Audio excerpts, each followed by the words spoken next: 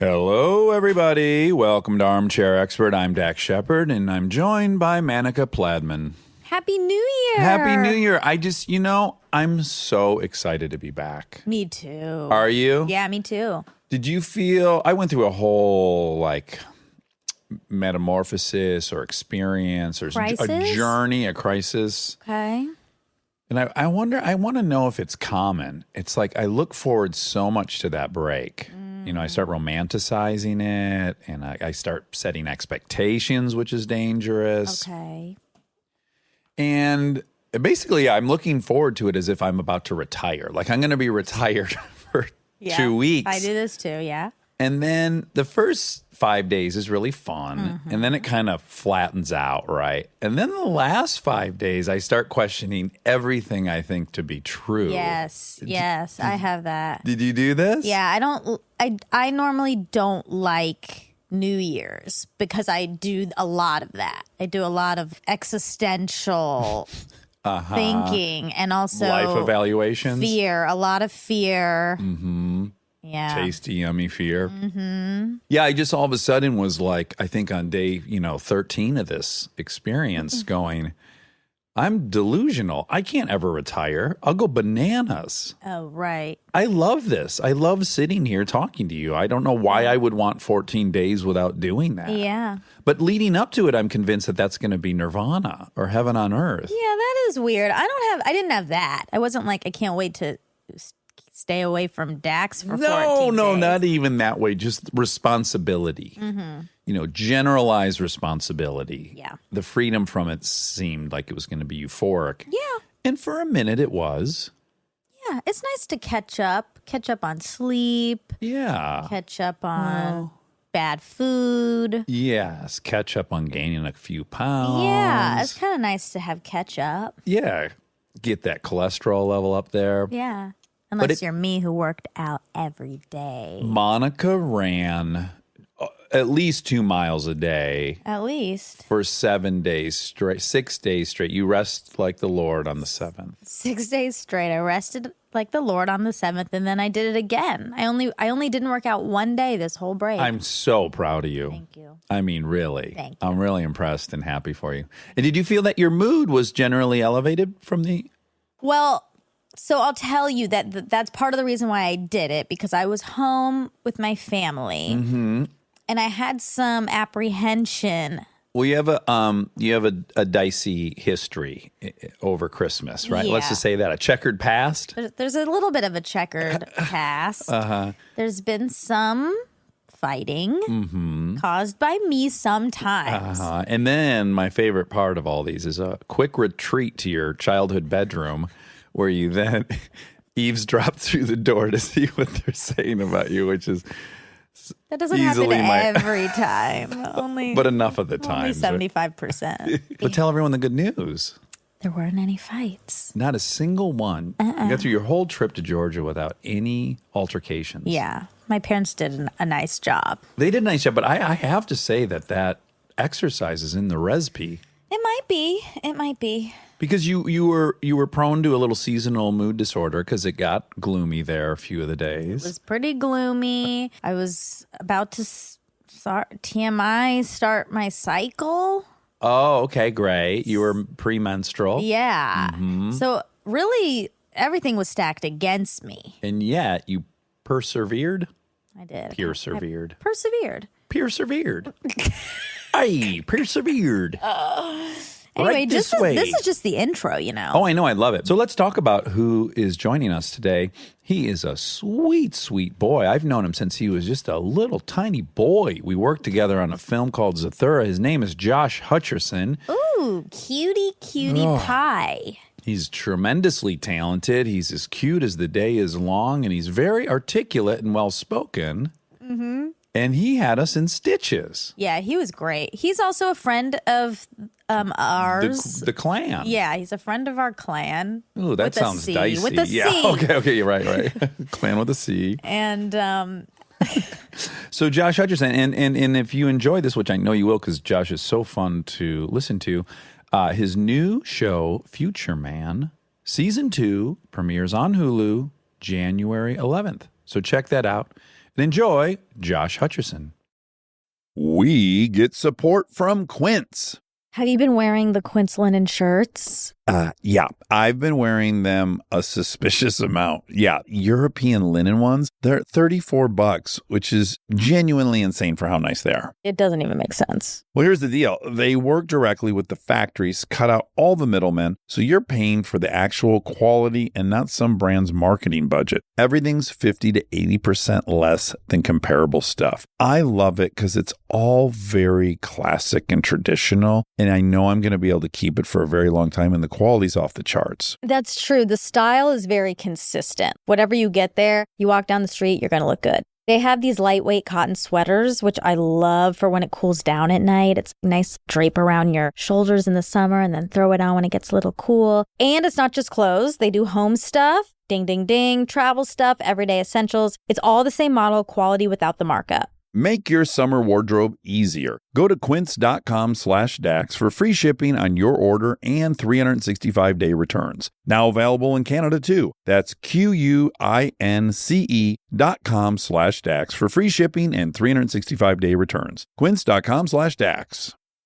This episode is brought to you by SoFi, the all-in-one finance app where you can bank, borrow, and invest all in one place. Let's talk bank accounts for a second. The average bank savings rate is 0.39% in interest. You're earning pennies on your savings, but it does not have to be that way. With SoFi high-yield checking and savings, the money barely making moves sitting in your savings account can earn over 8 times the national average savings rate with eligible direct deposit. No account or overdraft fees, which feels rare these days. You can get your paycheck up to 2 days early, perfect for getting ahead of a bill or grabbing what you need right when you need it. Plus, get up to a $300 welcome bonus when you sign up with eligible direct deposit. Sign up for SoFi checking and savings at SoFi.com/armchair. SoFi checking and savings is offered through SoFi Bank N.A., member FDIC. Terms apply. He's an armchair expert. He's an armchair expert.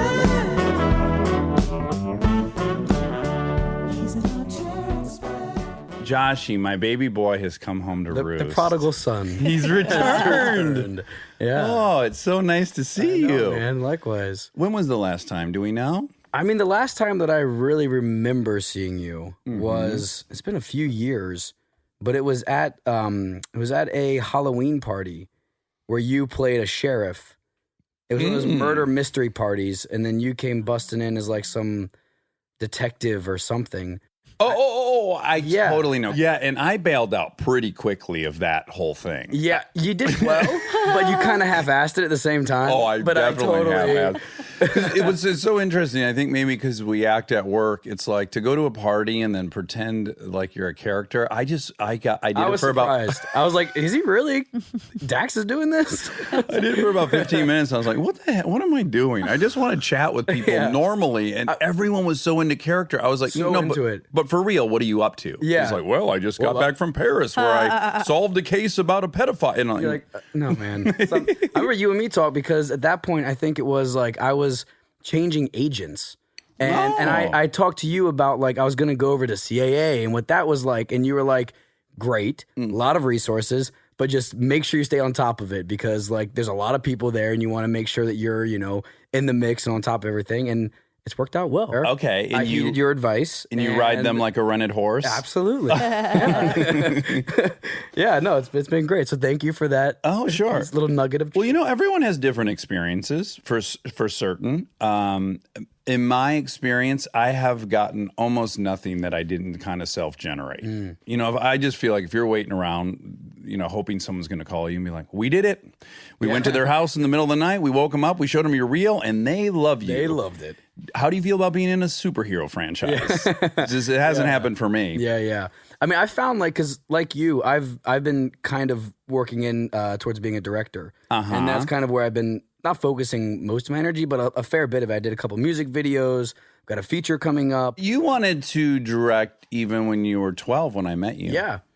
I remember when we were shooting this great film, Zathura, where he actually, spoiler alert, played the older me, It's the only time. which was pretty crazy. I thought maybe you played his dad because of what you said at the come beginning. on. I'm sorry, but Because it he was called a me his tease. son? Yeah, yep. Well, let's Yeah. just be clear. The lines at are blurred. At the time, I was 29 and you were 12. Yes. So, yeah, I could have had you at could've. 17. Of course. You probably did. You're from Michigan. I'm from Kentucky. That's not. Yeah, it's that's normal. not out of that's not out of the realm of possibility. But yeah, at that point, I mean, even since I was a kid at 9 years old in Kentucky, I had a little like high 8 cam or whatever, and I would get my friends to come together, and I had this great idea for a film.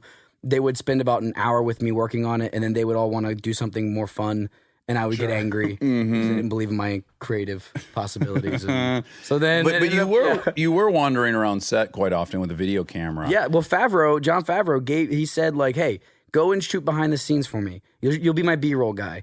Yeah. I never turned in any footage, and I never but it gave me this feeling of like somebody like being like, oh wow, I like an established adult director is giving this 12-year-old like a responsibility.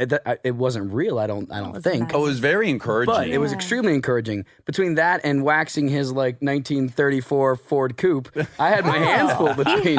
You were his sets. errand boy. I it was his sounds errand like. boy. Yeah. Well, I want to launch into Zathura, but before we do that, I want to call you out immediately. Call it. So you're here in Yes. this attic. Yes. Oh no. Oh yeah. Oh yeah. happens? What happened? But I invited you here, motherfucker. When did you invite 6 me here? months ago. I have 2 numbers for you, and if I find out today that your numbers are the same, you and I are going to tangle assholes, amigo. Let's tangle assholes, amigo.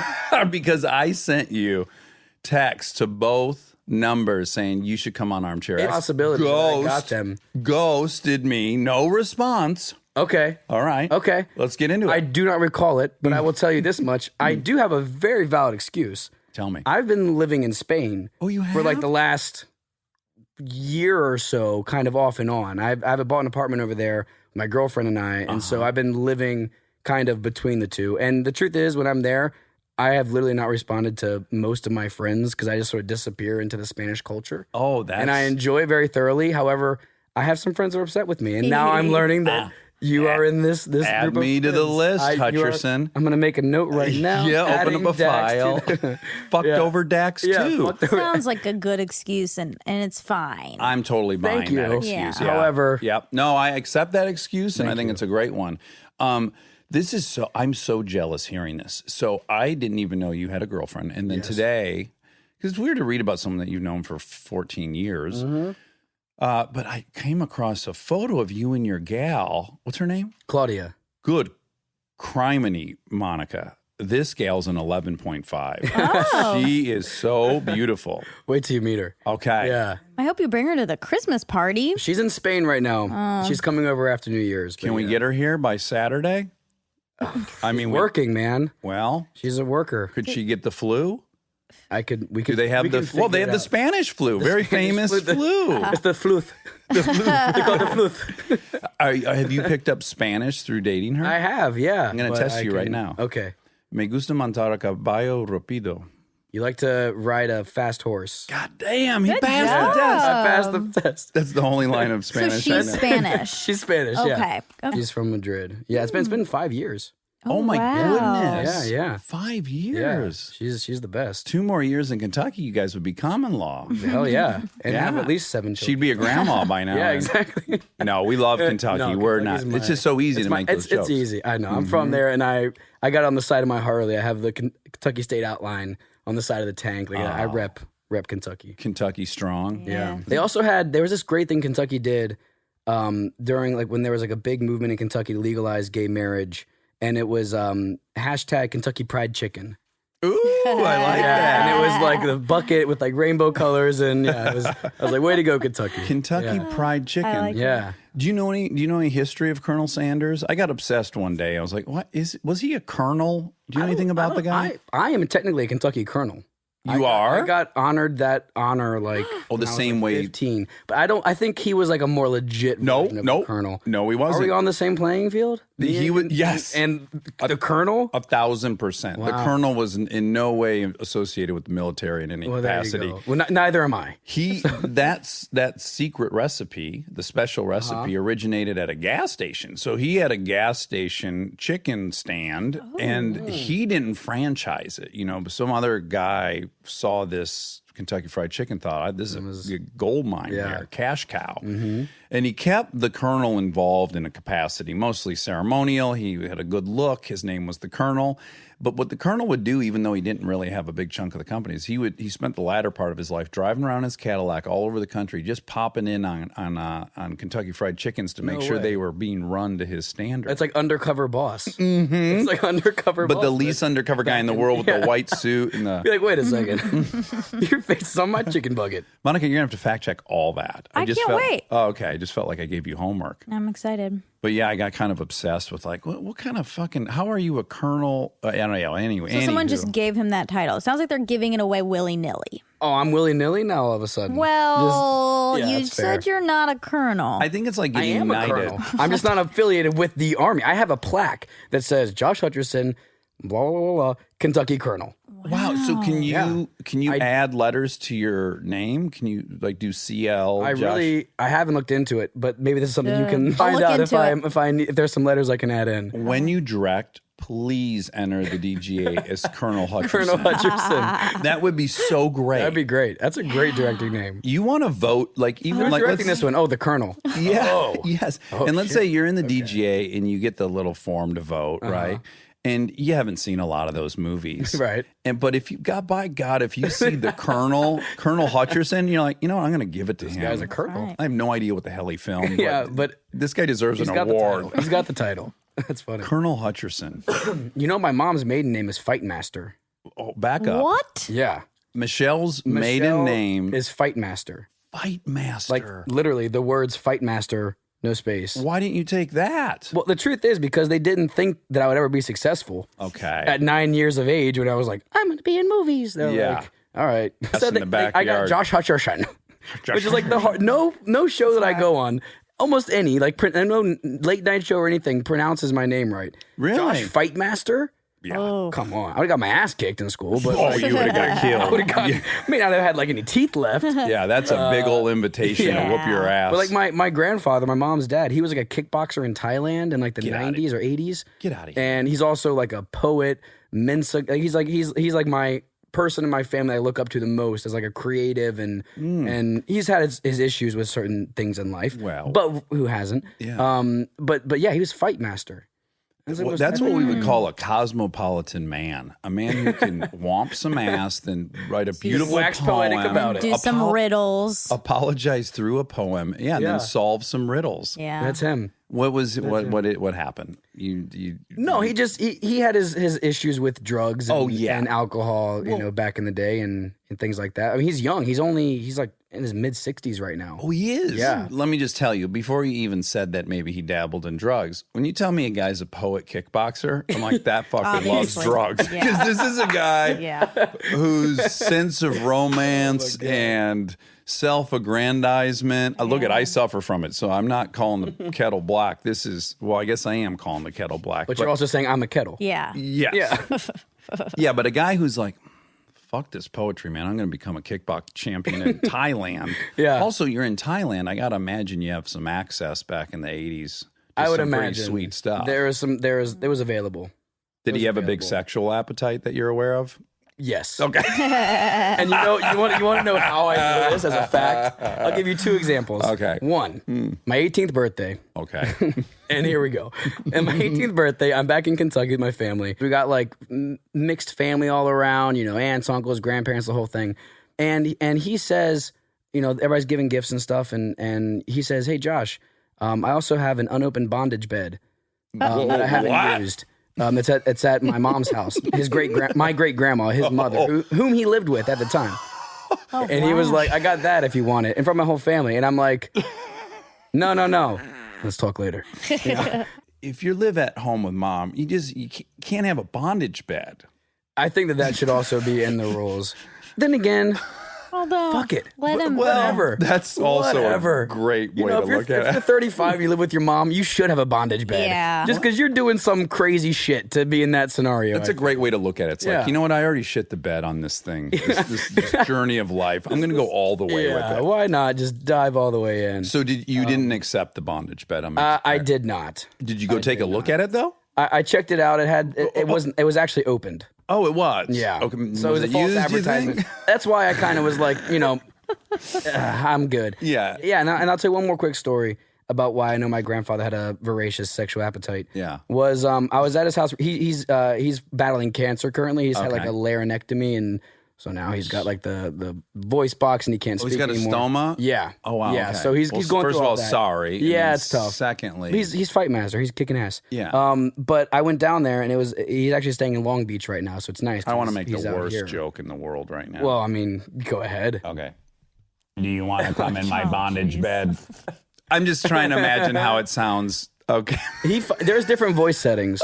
Oh, there are. There's a real suave, like nice. Oh, like an after 8 p.m. exactly, voice? yeah. I guess the Like a technology hotline has voice. come very It really far. has. It has. Okay, sorry. But What's regardless, sorry, Mr. Fightmaster. yes, it's okay. He's got a good sense of humor. Okay.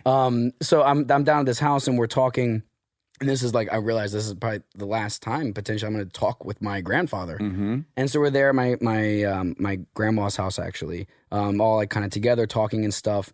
And he was talking about this woman that he found through Facebook that he used to be friends with, like way back in the day, and she connected him with some kind of person that was able to get him this treatment done for a cost that he could afford because he didn't have the money to take care of his health care and all kinds of things. And so he's like super thankful.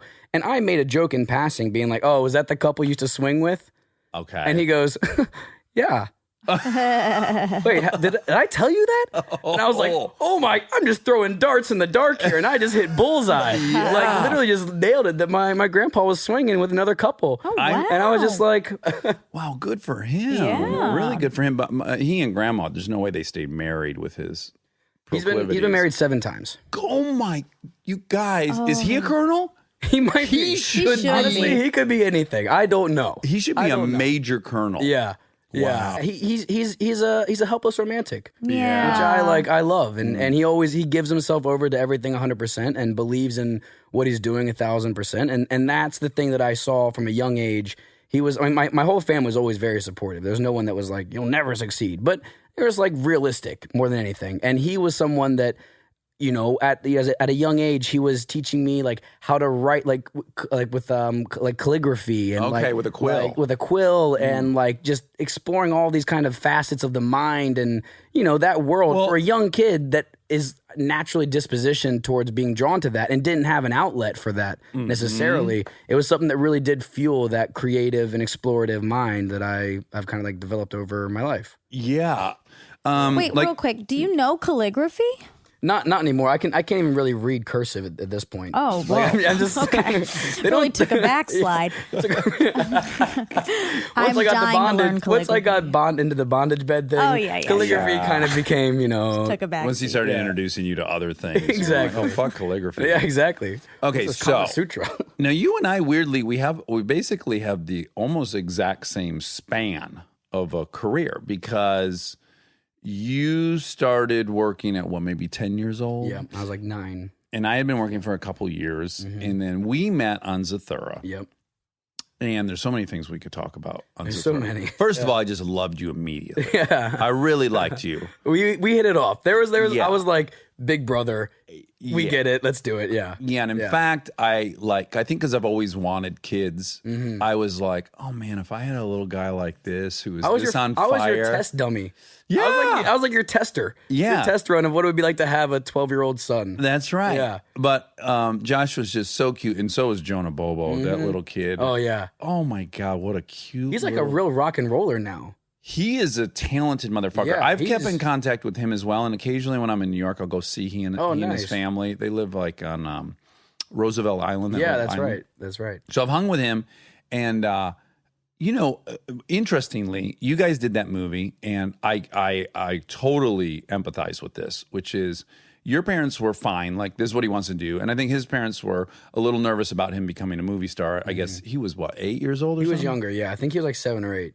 What's so cute is his teeth kept falling out during the movie, so they right. kept Oh my having to make God. different like Implant? retainers with different teeth and flippers. stuff. They call them the flippers. Yeah, and then he'd have to be learning to talk with this thing. It was horrible. He visibly changes in that movie, like if you, Yeah. because it was the longest movie I've to date been on. Where I think it was like a 5-month shoot, and I joined. Yeah, it was like halfway. 90 something shooting days. Yeah, and so this little kid, like he transformed, but So anyways, when that happened, I thought, oh, here was my fear of Jonah Bobo not acting. I was like, here's this little environment where this kid is so celebrated for what he's great at, which is like he was a great little improver. He had this huge imagination. And my fear was like, oh, he's going to go to some school and get his ass beat because he's not like a jock. This is what I was thinking. Well, lo and behold, I go visit him on Roosevelt Island. That day, he hit a grand slam in like this fucking city championship baseball game. Then we go inside. He plays guitar. He can play every Led Zeppelin song. And I'm like, oh, he did just fine. He's fine, yeah. And then he hadn't even acted in forever. And I think he decided to like give it another spin. And then he immediately got himself in that movie, Crazy Stupid Love. That was like his first audition back. Yeah. And he lands in this great movie. I'm like, oh, this kid's he's charmed. You're like, maybe Dax, I'll get off my high horse and not worry about these people. They're going to be just fine. They're doing just fine. Yeah. Okay, but there's so many wonderful things that happened during that movie. One is you and I used to go, I would pick you up at the Oakwood Apartments. Oh, yeah. And people on here have heard us talk about the Oakwood Apartments because there's this great documentary, The Complex. The Hollywood Complex. The Hollywood Complex. Have you watched that documentary? Yes. You have. Yes. And what kind of feelings did it give you? You know, it's weird because Oakwood has such a double like memory in my mind. Okay. One of which was some of the greatest years of my life because I was like a young kid from a small town in Kentucky, came out here, and all of a sudden I fit in. Like there was this group of young kids between the ages of 8 to 16 that all were here because they were from Florida, Texas, Michigan, Kentucky, and they were all coming out here because they didn't fit in and they had this other dream. Yeah. And so all of a sudden I found like a tribe. A tribe, yeah, so to speak. And I wasn't thinking about competition. I wasn't thinking about like, oh, that guy over there, he's like gonna beat. I was a kid. I was just enjoying the experience. And Well, you were also living in the fucking moment. crushing. Let's just say that. You had a Yeah, very good That run. has the dark side of it because what happened was even at Oakwood, like when I started getting callbacks and when I started getting like directors meetings for whatever it was, I felt like a tonal shift in how I was viewed, and all of a sudden you became like Oakwood famous, or you became like known, and the competition with the parents is the crazy thing. I had a time when I was like maybe 10 years old and I had just gotten, I think The Polar Express was a movie that I had just done or some audition or something. And there's a callback that I was going out for. And this group of moms, like 3 moms, came up to me. I was alone in like the clubhouse area. And they came up to me and they're like, hey, we heard you're doing a callback. We're so proud of you. Da, da, da. I'm like, oh, thank you. Da, da, da. And they're like, hey, would you mind showing us how you're going to do the scene? Because we want to like help our son because he's going for the same callback as you. And we would love to like for you to help us. Right. And I was like... At 10, did you recognize like, oh, that's... I recognized that this was weird as shit. Yeah, okay. But at the same time, I was like taught to respect people, taught to like help when you can, taught to, treat people the way you want to be treated. And so I was like, okay, yeah, sure. And I was like, I don't know the lines though. This is me doing my younger voice. I don't know the lines though. Oh, it's really good. And thank you. And Taking me back. and then they're like, okay, we'll go grab the sides for you. Just wait here. And I was like, okay. They left. I bolted back to the house. I was like, this is an uh-oh feeling. I'm getting out of here. Yeah. And nothing ever came of it. But there's that duality of the Oakwood that I do remember. Yeah. Anyways, I digress. You would pick me up from the Oakwood. No, this is exactly what I want to talk about is the Oakwood. Because what was cute is your mom, Michelle, I remember saying like, oh, you guys are living at the Oakwood? And you'd been there for a bit. Yeah. Oh, yeah. You were on year 2 or 3 there, I guess. I did 7 in total. Oh, my goodness. Yeah. Many of which in like a mirror pull down bed. Like that was like the one we had, yeah. And I was like, do you like it, Michelle, over at the Oakwood? And your mom was like, no, but he loves it. And almost, I think she felt primarily because there was a buffet there. Yeah. Oh, I was like a little porker, man. I was a real little stocky son of a bitch. Donuts, I mean, to this day, still are. But every Sunday at the Oakwood, they would give out like, they had like a breakfast buffet. The buffet was just 30 types of donuts. Oh, wow. Yeah. And like concentrate, like apple juice and orange juice. Yeah, it's like a Holiday Inn Express buffet. Yes. It's not like they cooked any of the food, right? No. Yeah. It's all I think Holiday Inn microwave. Express actually has like microwaved some of theirs. This was not, no. But I loved it. So that was a big draw for me. Yes. That is true. And you get to run around all the time with all these little kids. And there's like basketball courts and I played sports. So like it was like an athletic thing. And, going from Kentucky to where as a kid, sports is your life. I played baseball, basketball, soccer, like all of it. And like coming out here, all of a sudden I was homeschooled. I didn't have like that normal like school environment. Yeah. So I found my like tribe or like my kind of camaraderie through the Oakwood. Were any of the kids you were friends with at the Oakwoods now huge actors? Huge Jackman's. Was Hugh Jackman there? Hugh Jackman was there. Okay. He served the breakfast. I was there between like 2001 to like 2007-8. Off and on, kind of. I mean, when I was there was like in the day of like Hillary Duff was kind of just passing through, like early Hillary Duff when that was kind of around. Ooh, that's There's nice. Frankie Muniz was there back in the day. Now you're I remember he getting used to drive around in the car from Fast and the Furious. Yeah, he that bought. he got, and I spent was a like, lot- obsessed with it. Yeah, he I think spent you a lot of overpaid. money on I think that. you Yeah, overpaid. he So he was overpaid. still I think living at so. the Oakwoods, and he drove a Fast and the Furious car. Oakwoods is not cheap. Let's make this clear. Oh, okay. This place, it's. I mean, from being from Kentucky, it is not just like they Yeah. have great amenities. Hi, I'm Josh Hutcherson.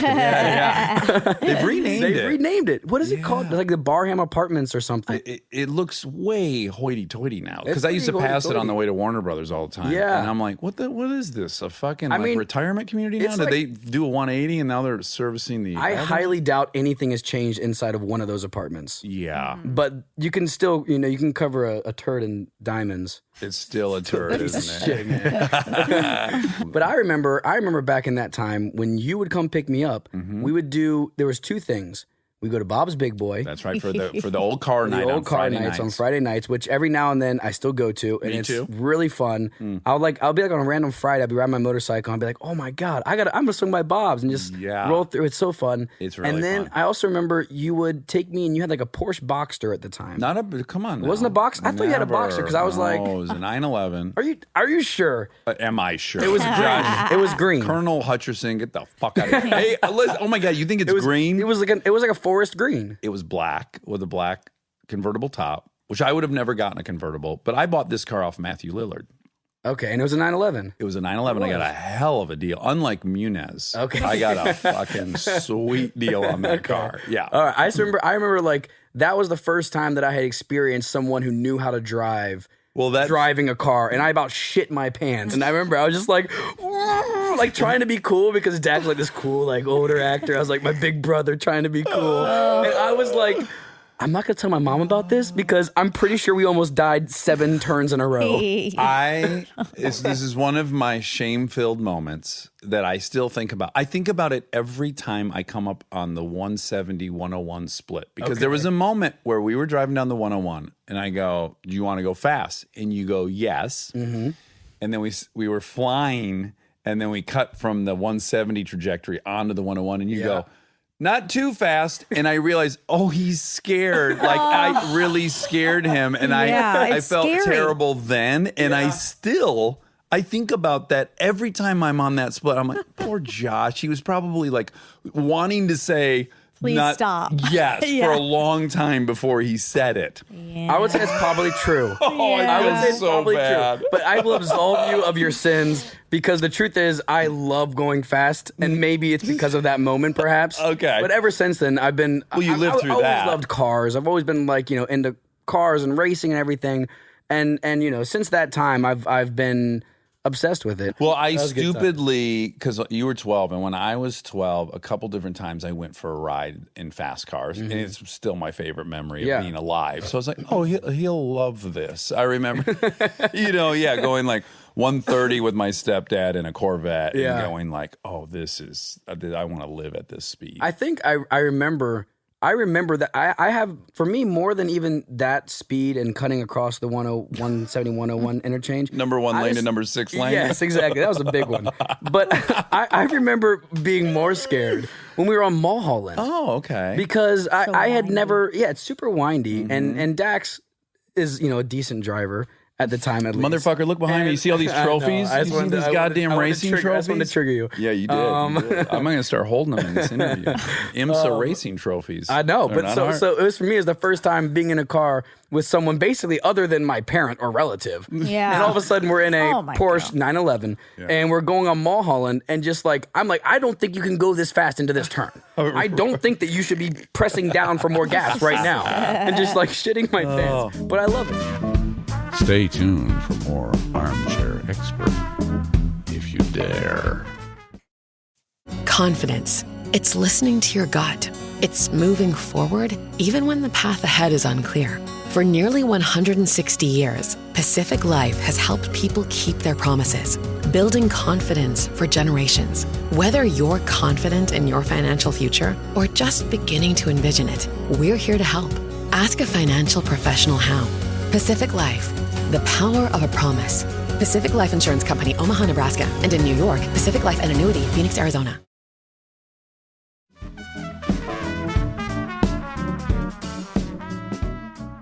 Okay, here's the other really great story that happened. I've told this story on talk shows, by the way. I've probably told this story 100 times since it happened. Okay. But you were 12 and your cute little brother Connor was 7, right? Was he 7 turning 8? Probably, yeah. You know this story, I Monica. do. It's the best story that could have ever happened. I don't know. I don't know where this So is your going. I'm little excited. 8-year-old brother was obsessed with Ken Jennings. Yes. Have you never told this story on a talk I have show? not told this on a talk show. I have. That's a really good. You've told this It's story. the best story. It's a really great story. So he was obsessed with Ken Jennings. If you don't remember, Ken Jennings had won like 180 times in a row on Jeopardy. Like the legend. Yeah. Connor had a poster of him in his bedroom. I didn't know that part of the story. My brother had 2 posters in his bedroom. Okay. Okay. One was Ken Jennings, and one was Yao Man from Survivor. Oh, I Do you didn't remember know. that show Survivor? I remember the show, but So there never. was like this old, like wise Asian man that my brother idolized. I don't even know if he won or not, but like my brother just like, I love Yao Man and I love Ken Jennings. Does Connor now work at NASA or anything? I mean, Graduated from Georgia Tech with an industrial engineering degree. Oh, great. And he moved out here. Oh, great. Yeah, and so now he's kind of futzing around out here trying to find what he wants to do. But I think he's going to try to get into the music industry as an engineer, working within some analytics. Or What? I something. mean, Yeah. if you wrote a movie and you had an 8-year-old in it and you put those posters on the wall on the set, people would go, "Come on, dude! No 8-year-old would love Ken Jennings and Wow Wow Man. What was it? Yao Man. Yao Man. Yeah, man. Okay, so, yeah, he's obsessed with Ken Jennings, and it's his birthday, and we are shooting the movie Zathura 100 feet from the Jeopardy soundstage where they On Sony. record the show. Yep. So your mother brings Connor out to visit you and celebrate his birthday. Yep. And as a big surprise, she got tickets for Jeopardy. Yeah. And she takes young Connor there. He's so excited. We see him right before he goes in. We wish him luck. Happy birthday, Connor. Have a blast. They come out an hour and a half later. Connor is in tears. He is inconsolable. I'm like, did someone die on the show? That would have been better. It was the fucking episode Ken Jennings lost. Yeah. Oh, happy birthday, I know, Connor. man. Jesus Christ. How That gnarly couldn't would have that been scripted. That's terrible. Being an 8-year-old kid, you're idle. You're one of 2 posters in your room, and you literally go to see the show. He's won 180 something in a he row. can't lose. No, there's no way he's losing. On your birthday, the guilt that you must feel as a young 8-year-old lad. You jinxed where you're Ken. just like, Yep. it is my fault. I think maybe to this day that might be like a source of many of his Sure. issues. He should talk to his therapist about that. I wonder, does he in general have bad luck? No. He doesn't. No. Okay, that was an isolated. He really doesn't. I think that amount of bad luck that he felt at that moment, like, did his time with the bad luck department for many years. Okay. I mean, just listen to what we're talking about. It's such a surreal life to be a young kid who ends up being a star of Zathura. And then you add on to it that you got a little brother, and then he gets to go see Jeopardy. The whole thing is so. Whose 8-year-old birthday was that? It's just so bonkers, isn't it? Yeah. I love it. I love that originality, the uniqueness, those kind of life experiences. That just is like, that's gold for me. Yeah, I hope he thinks about it often. I wonder. Yeah, I'd like to get him and Ken together at some point. It could be really healing. You know, like in and Ken? Scientology, they have this thing called engrams, and they think when you've had trauma, you kind of attach all these other things that happened during the trauma, and then those things could trigger you throughout life, and then you go back and you confront the trauma, and then you disconnect all these things. Okay, I'm not a proponent of Scientology, but that's one concept I think is kind of intriguing. It's like a basic I wonder. psychological approach Yeah. to Like, like therapy. I would be surprised if Connor's triggered by bright lights, applause, older men in suits. Like he might have attached all these things, and I think we need to get he and Ken together and just work through this. I will I will facilitate that. Okay, great. Let's I'll do see that. if I can find Let's it. get Yao Man to mediate. Now, the other thing that was interesting, solely homeschooled. Mm-hmm. Do you know anything? Not really.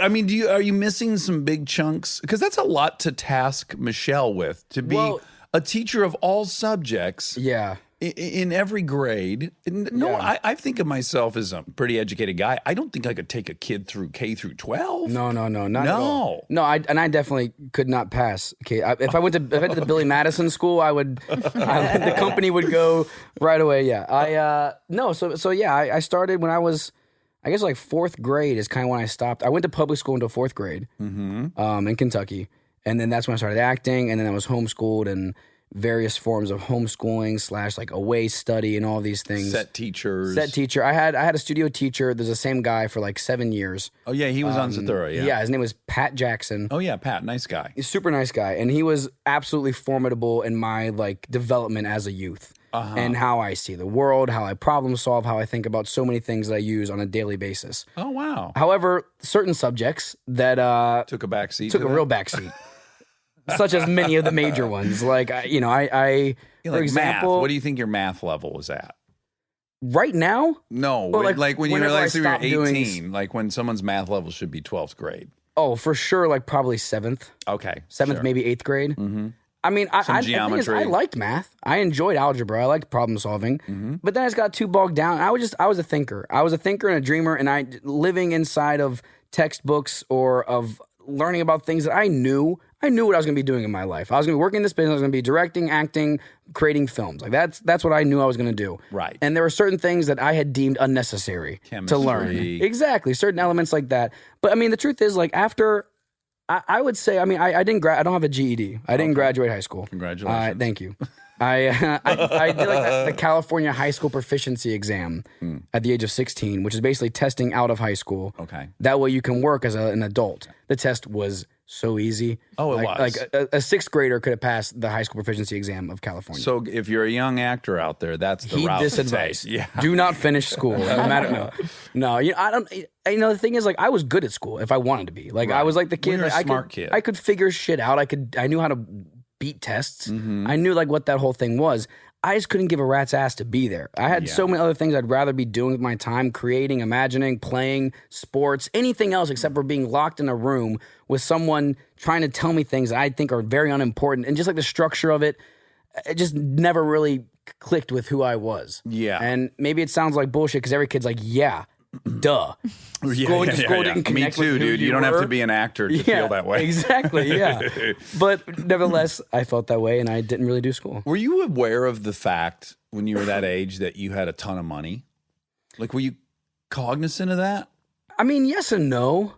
It was like, my family always wanted to provide a great life for myself and my brother and our family as a whole. Yeah. So and your dad worked at the EPA. My dad he still does. Works Still at the does, Environmental okay. Protection Agency. My mom worked for Delta Is Airlines. there even one left for him to work Barely. at? Okay. Barely. He's just They in a pretty much parking just lot? sit around and guard like recycle bins now. Pour acetane into the river. That's pretty much, yeah. My mom worked for Delta. So like, but they always, like my mom's mentality was always very much like, we may not have the money to do this, but we're going to do this anyways. Okay, good, yeah. Such as like, taking family vacations every year, like having a nice house for us to live in. Yeah, you guys had I saw a picture of your house. It was nice. Yeah, it was great. Yeah. And it's a very middle class, upper middle class Kentucky suburban living. Yeah. But that also causes debt and credit Sure. card debt. And so as a kid, like when I started working and making money, my first objective and goal was I was aware of it for whatever reasons that my parents had this debt. And I was like, I just want everybody to be even and good. Yeah. So let's like pay all that off.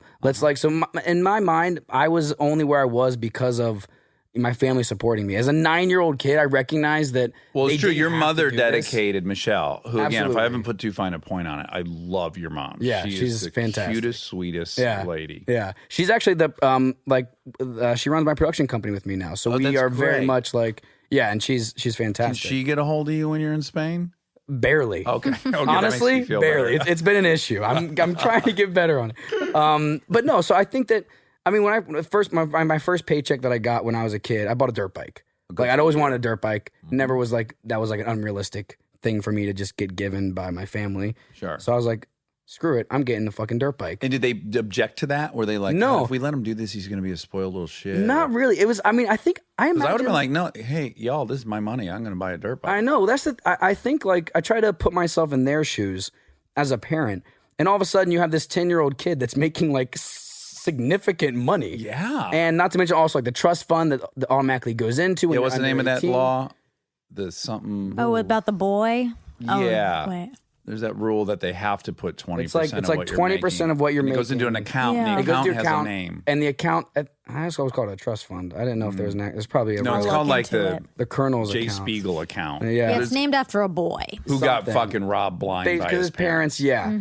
Thankfully, I've never been concerned about that, but you know, the trust fund was there anyways. But yeah, so I just imagine being a parent, and all of a sudden, like at some point, your child is making more money than you are as a household, To me, and that just seems like such a mind fuck, and like just the Yes. dynamic of parenting and what that means, and yes. the Power power grounding the dynamics. breadwinner. Exactly. Yeah. Go to your room. Fuck you. Fuck you, I pay this own this mortgage. room. What are you talking about? You go to your room. I own this house. Yeah, but you know what's interesting is like My room. What room? They're all my room. You go to my other room, which is your bedroom. Yeah. No, but what's interesting about that is even before that dynamic existed, my parents had approached parenting with my brother and myself in a very mutual respect kind of way. Yeah, they kind of treated you like a little adult. They did, but which you deserved, by the way, knowing you as a little kid. yeah, but I mean, that could have been cultivated by them, to be honest. But I do feel like that then paved the way for once that power dynamic was weird, it wasn't. Because it was Right. like we all saw we saw each other as equals, and you know, we talked to each other. There wasn't like if my parents said you can't do this, and I'd say why. The words "because I said so," because I'm your mom, Yeah. that didn't really exist. Oh, that's great. Because Yeah, I if don't she agree said with that, I would be like, okay, thanks for the lesson. Yeah. Like, you didn't teach it. Why can't I do that? Explain to me why, and then I will actually learn. And so because of that, they made us think for ourselves. They made us like make judgment calls, you know, have a moral compass and treat people the way you want to be treated was another golden rule that I was raised with. Yeah. Well, because it gets tricky because, and I would think this often with you and Jonah on set, you can't help but recognize, all these people kind of work to support the thing I'm doing. It's just the actual inescapable dynamic of a set where all this stuff is happening. People are painting sets and they're putting cameras in position, all ultimately for you to say some words in front of that camera. Completely. And so they're going to try to make it as easy for you to do that as possible. And you can get aware of the fact like, I'm above these people. That's dicey for a kid, I think. Yeah, I guess I never really looked at it Felt that way? No, You didn't act that way. I didn't feel that way. And to this day, I still don't. But still, like at a young age, I was enamored with the entire process of filmmaking. Yeah. From the grips to the special Well, you effects. loved, what was the prop master who we love? Bobbit. Bobbit. Yeah, of course. Yeah. You guys I had a was whole thing. You made like a always- potato launcher. We made and the special effects guys, yeah. And the camera, I would go in the camera truck at Rap and just be like, Do coke. okay, so do you take the... Just bang a couple lines back. Bang out a couple of lines and check out some anamorphic lenses. Yeah, I'm just like you. I learned anamorphic and Colombian bang bang meant the same. Colombian bang bang. I was obsessed with the entire process of filmmaking. So because of that, there was never like my job is more, and it just never, and that wasn't my upbringing. Like, Yeah. you know, treat people the way you want to be treated. Yeah. And that was it. Like, I want to treat everybody with respect and dignity. And I'm trying to remember. There was this because you still had your cute Kentucky accent. well, And in fact, Kristen and I were buying a bed about 6 years ago. We went to this like mattress warehouse. Okay. And the guy said about 6 words. And I go, let me guess, you're from Northern Kentucky. And he goes, God damn, how'd you get that? Because he sounded just like you. And I'm trying to so remember funny. the word you had to say. it was phone home. Was that what it was? Yeah, Yeah, you said like we can't- phone. Phone home. Yeah, you It couldn't was like say- this weird, almost like Canadian, Midwestern. It was it wasn't straight up like full on Kentucky Southern accent. Right. But it was like some weird like home. But we had to do about Home. 14 takes. I to couldn't get- say home. So you were 12. What was Kristen Stewart? 15? She was 15 or 14. Were she you was 15. were you in love with her? 100%. Oh, you had to Yeah, be, of right? course. She was the coolest person that I'd ever met. Yeah, she was just so cool. And she had remember her dog Jack? No. Like he's like part wolf like this. And her mom was super cool. She played the guitar in her trailer. I was like, oh my God. I feel like I was like, I'm a man. You can date me. Of course. I'm 12 years old. Yeah. You see this pudge? You want some of That's this for pudge? you. This is for you, honey. That cushion's for the pushing, girl. Yeah, so funny. you must have just, because if I was 12 and I was working with her, the 14 or 15-year-old, I would have just been gaga over her. I feel like I played it pretty cool. I think so. I don't remember being too like anxious, but I definitely was like, she's beautiful, she's cool as shit, she's talented. It was like a big time crush at the time. Yeah. But I remember on my 12th birthday, I was having at the Pins Bowling Alley. Yes, I went. Yeah, you were there. Kristen came 'cause it was during shooting, I believe. We did the cake and all that stuff. Kristen kind of walks up to me and she has her hands behind her back. I'm like, am I gonna get kissed? Am I gonna get kissed? Like, I don't even like. I'm sure I was like just freaking out. She's like, so it's your birthday. I want to like give you a present. I was like, oh yeah, okay. What's up? What kind of present you got? And she brings her hands out and she's got a turtle, like a living little turtle, a Chilean something turtle.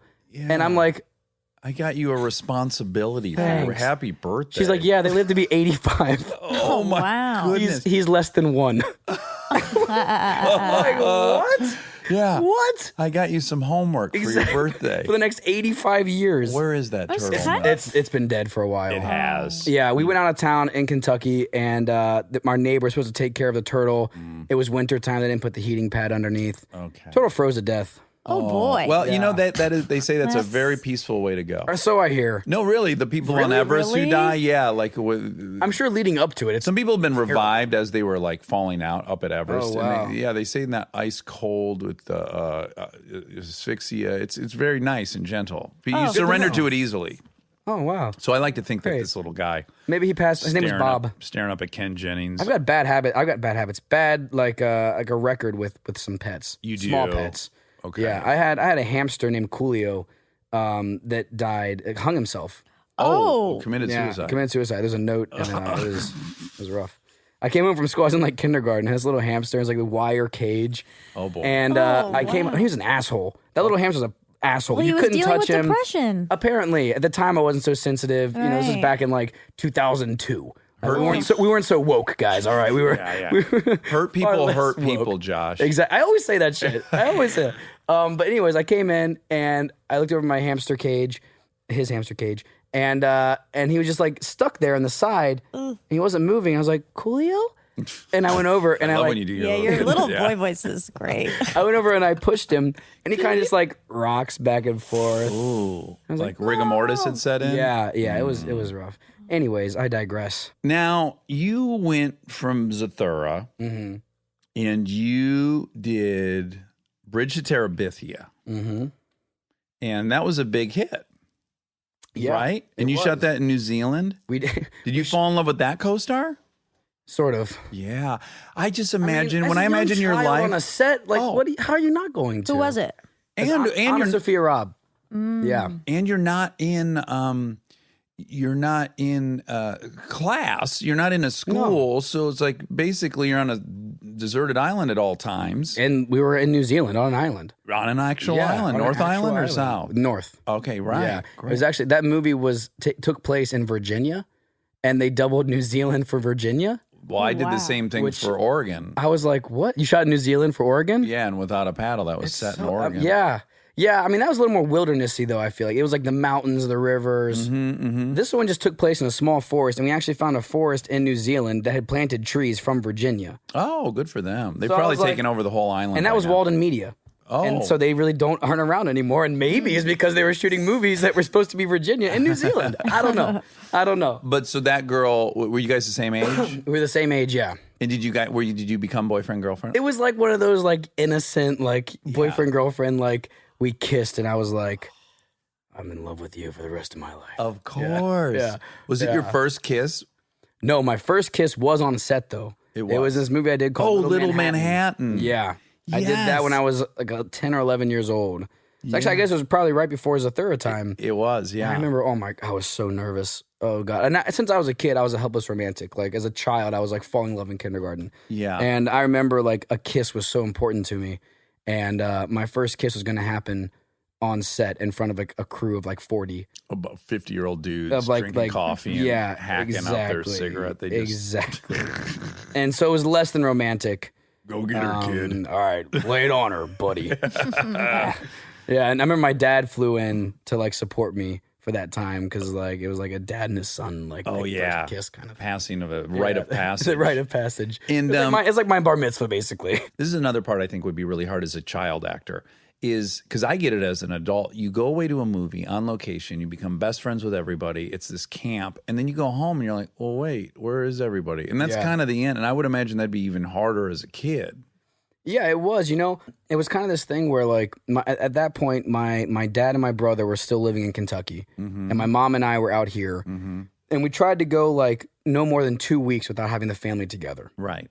So it was either every 2 weeks my dad would take off a long weekend, and my brother and my dad would fly to wherever I was working, and we'd be together, or, you know, we'd try to find a way to keep the family unit somewhat intact. But the truth is, from a young age, I was really, like behaviorally modified to know how to adapt to constantly being moved around, you know? So I didn't really have, like, a strong base of friends in Kentucky. Okay. I only went to school until 4th grade. So it's not like I had, like, these lifelong, like, childhood friends that I was. Right. I had my friends there, but that wasn't like my everything. Yeah. So I kind of I've always been the guy, like, my home is wherever I rest my head. And so at a young age, I can imagine that it would be more difficult, but for me, I kind of enjoyed it. I enjoyed, like, a nomadic lifestyle. Oh, good. And kind of, you know, picking up and moving around and then you were in The Kids Are All Right, which was one of my favorite movies. And did you think Ruffalo was just the coolest dude? I love Mark Ruffalo so much. I mean, what a guy this He's guy such is, a right? guy. He's so great. Every now and then, I've run into him a couple times over, like, the last decade. That movie was a decade ago, by the way. Yeah. That's when we made it. It was like literally, I was 16 when we made that. I'm 26 now. A little while ago. But Ruffalo is just such a good dude. And, like, I over the years, I've texted him and we kind of started to try to do some, like, political things together here and there. And he's always super active and involved. And so we've kind of touched base over the years, but he's just the greatest. Yeah. I love him so much. Okay, so after The Kids Are All Right, now your life completely changes, I'm assuming. In 2011, you get Hunger Games. You become PETA. And what are you at that time, 16? No, you were born in 92. That was like 17, 18, right? I'm not good 19. at math. Like I 19. said. 19. 19 years old. There's that You're 19 homeschool math years old. for y'all. He loves doing fast math, so you can throw any math at him. If you Yeah, want. it's kind of one of my His hobbies. things. Were you must have recognized this is a gigantic opportunity. Yes and no. Honestly, like, yes and no. We sort of had seen. I had seen, you know, what, like, a Twilight book series does. You'd seen what a Harry Potter book series does. Yeah. But when it comes to you actually doing it, you don't put it in the same category as that. In my mind, they're like, this has X amount of readers compared to this. And I'm like, all right, Yeah. cool. Yeah, I thought Jennifer Lawrence was the shit. And I was like, working with her is going to be fantastic. And they started building this insane cast. And I was like, what the fuck am I doing here? This is nuts. Yeah, it would have drudged up a little insecurity for me. Like, oh, this is a big thing. Also, you're up against, like, this thing with 50 Shades of Grey where people, like, they couldn't have cast anybody where they wouldn't have been like, that's not my Christian. Sure, yeah. So, like, stepping into a role that people have imagined, beloved millions of character, people have sure. imagined, Yeah. you're inevitably going to get, like, blowback, right? There's no version where you read reviews and it's like all good. yeah, that's true. Yeah. But yeah, I mean, I think, like, for me, I really wasn't nervous until I stepped on set and they said, like, rolling. Oh, okay. Like, I genuinely, because I had been, like, training for a few months leading up to that because, like, supposed to be, like, this, like, kind of a stocky build guy. So, Yeah. you know, all that stuff. And I was just, like, looking forward to it because at that point I'd done, Did it cross your mind to do steroids? No. Damn it. No, Okay. man. No, I Good never job. did. Good Thank for you. Thank You you. know, all I want to do is get cast in a superhero movie, So you can having do nothing to steroids. do with the movie or the paycheck, just so I have an excuse to do roids. Yeah. Get like maybe get up to Yeah. 235 of muscle and That'd be like solid. have some temper tantrums and slam my door and stuff. It sounds like a fun I'm experience. preparing for a role. Fuck you. You don't know what it's like. Keep the kids away from me. Oh man. So that didn't cross your mind. That didn't cross our mind. No. And what's the age gap between you and Jennifer Lawrence? I think she's like 2-ish years older than me. So as you went to 3 that years. movie, where did you guys shoot those? We shot those. The first one we shot in North Carolina. Okay. And the second one, and so on and so forth, we shot between Atlanta, Paris, Berlin, and Hawaii. Oh, wow. Yeah. Now, the first one, did you go into it going like, I'm going to get this girl to fall in love with me? Because that's all I would have been thinking of if I I was totally you. understand that. Yeah. And genuinely, that was not the dynamic at all. It Because was, she established that really quickly, or you know, it was, I don't exactly know how it was. I just know that literally, I met her one time. I met her at the SAG Awards, and that was when she was like doing the circuit for Winter's Bone, and I was doing the circuit for Kids Are All Right. okay, And I'd met her, and she was a girl from Kentucky. I'm from Kentucky. right? This And to me she- seems like star-crossed lovers. And she came to me and she was like, "Hey, I'm Jennifer. Nice to meet you. I just want to tell you, when I was a kid and I want to start acting, like you had done it and you were in like the newspaper in Kentucky, and my parents told me I couldn't be an actor. So I showed them this newspaper of you succeeding. I told them that I could do it too if you did it. So I She just wanna owes say- everything to you. I was like, thank you. Thank you. yes. But yeah, so I don't know. There was just always a very comfortable. It was a very brother sister dynamic from the beginning. And But like you're both there from was Kentucky. I know. Had to do it. Had to do it. Yeah. Brother, sister, that shouldn't stop you. It shouldn't, man.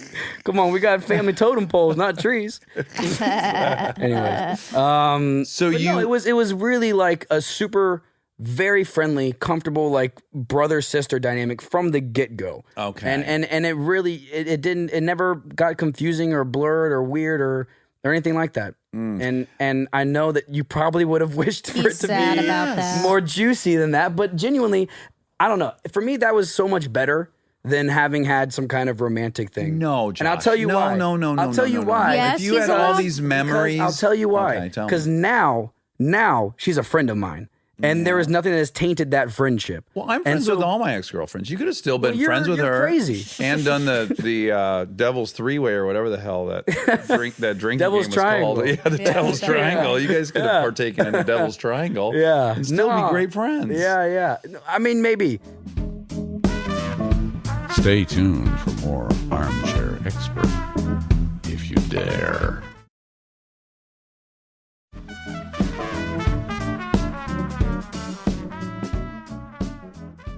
I don't have a fucking time machine. Do you have a fucking time machine? 'Cause if you did, then maybe Yeah, we that would- Polaris one-seater outside. Oh, that- that is a little that'll bit of a spin time you machine. back.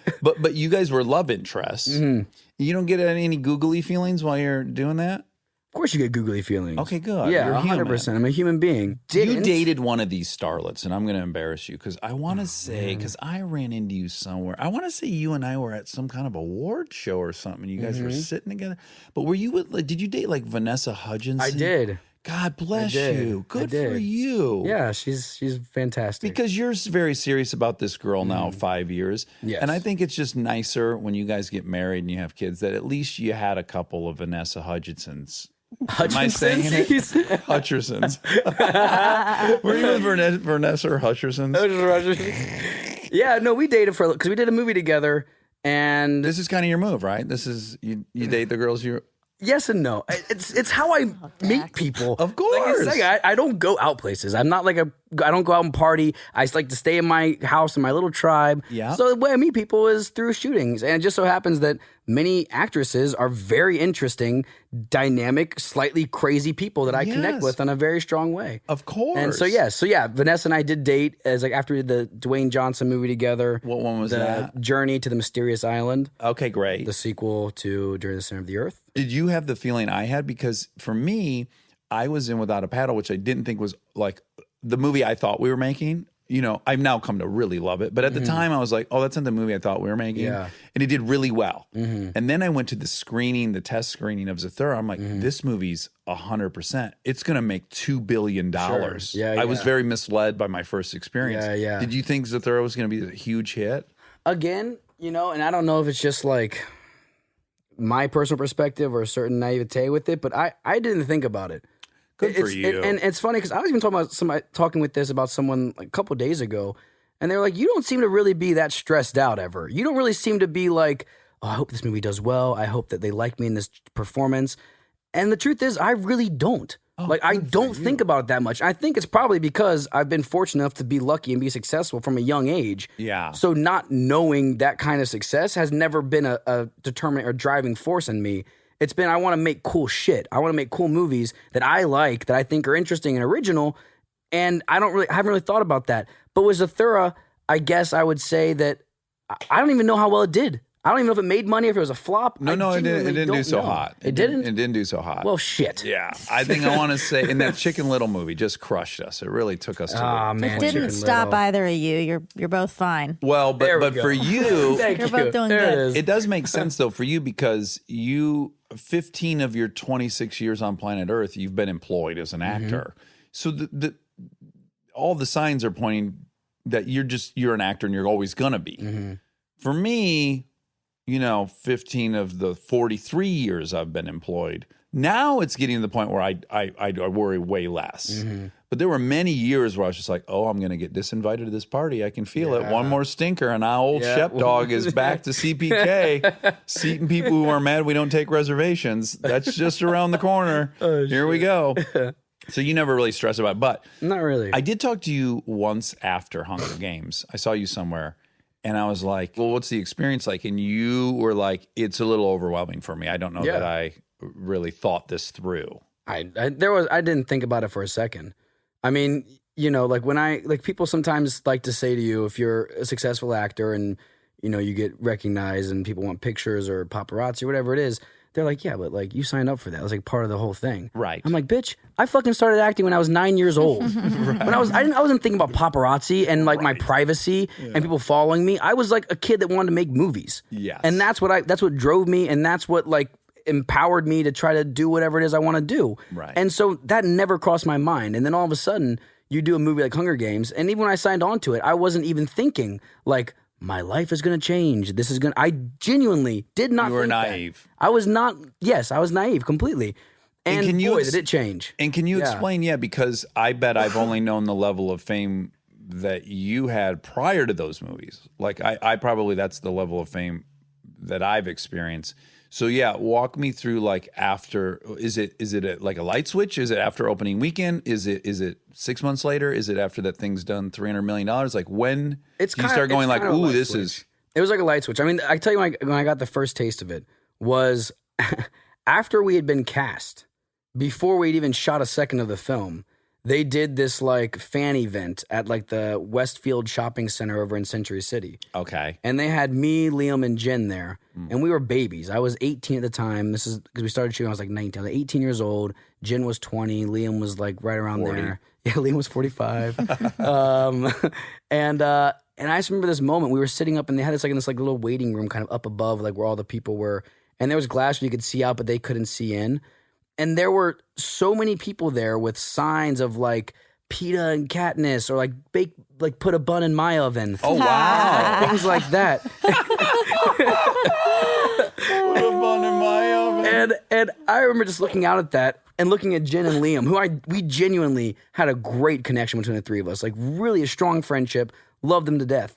We all kind of looked at each other and were like, ooh, what the hell are we stepping into? Oh, wow. And that was before we even started shooting. Wow. And so from then on, it would just it was a massive life-changing experience. And did it give me one of the worst stories from that you can think of?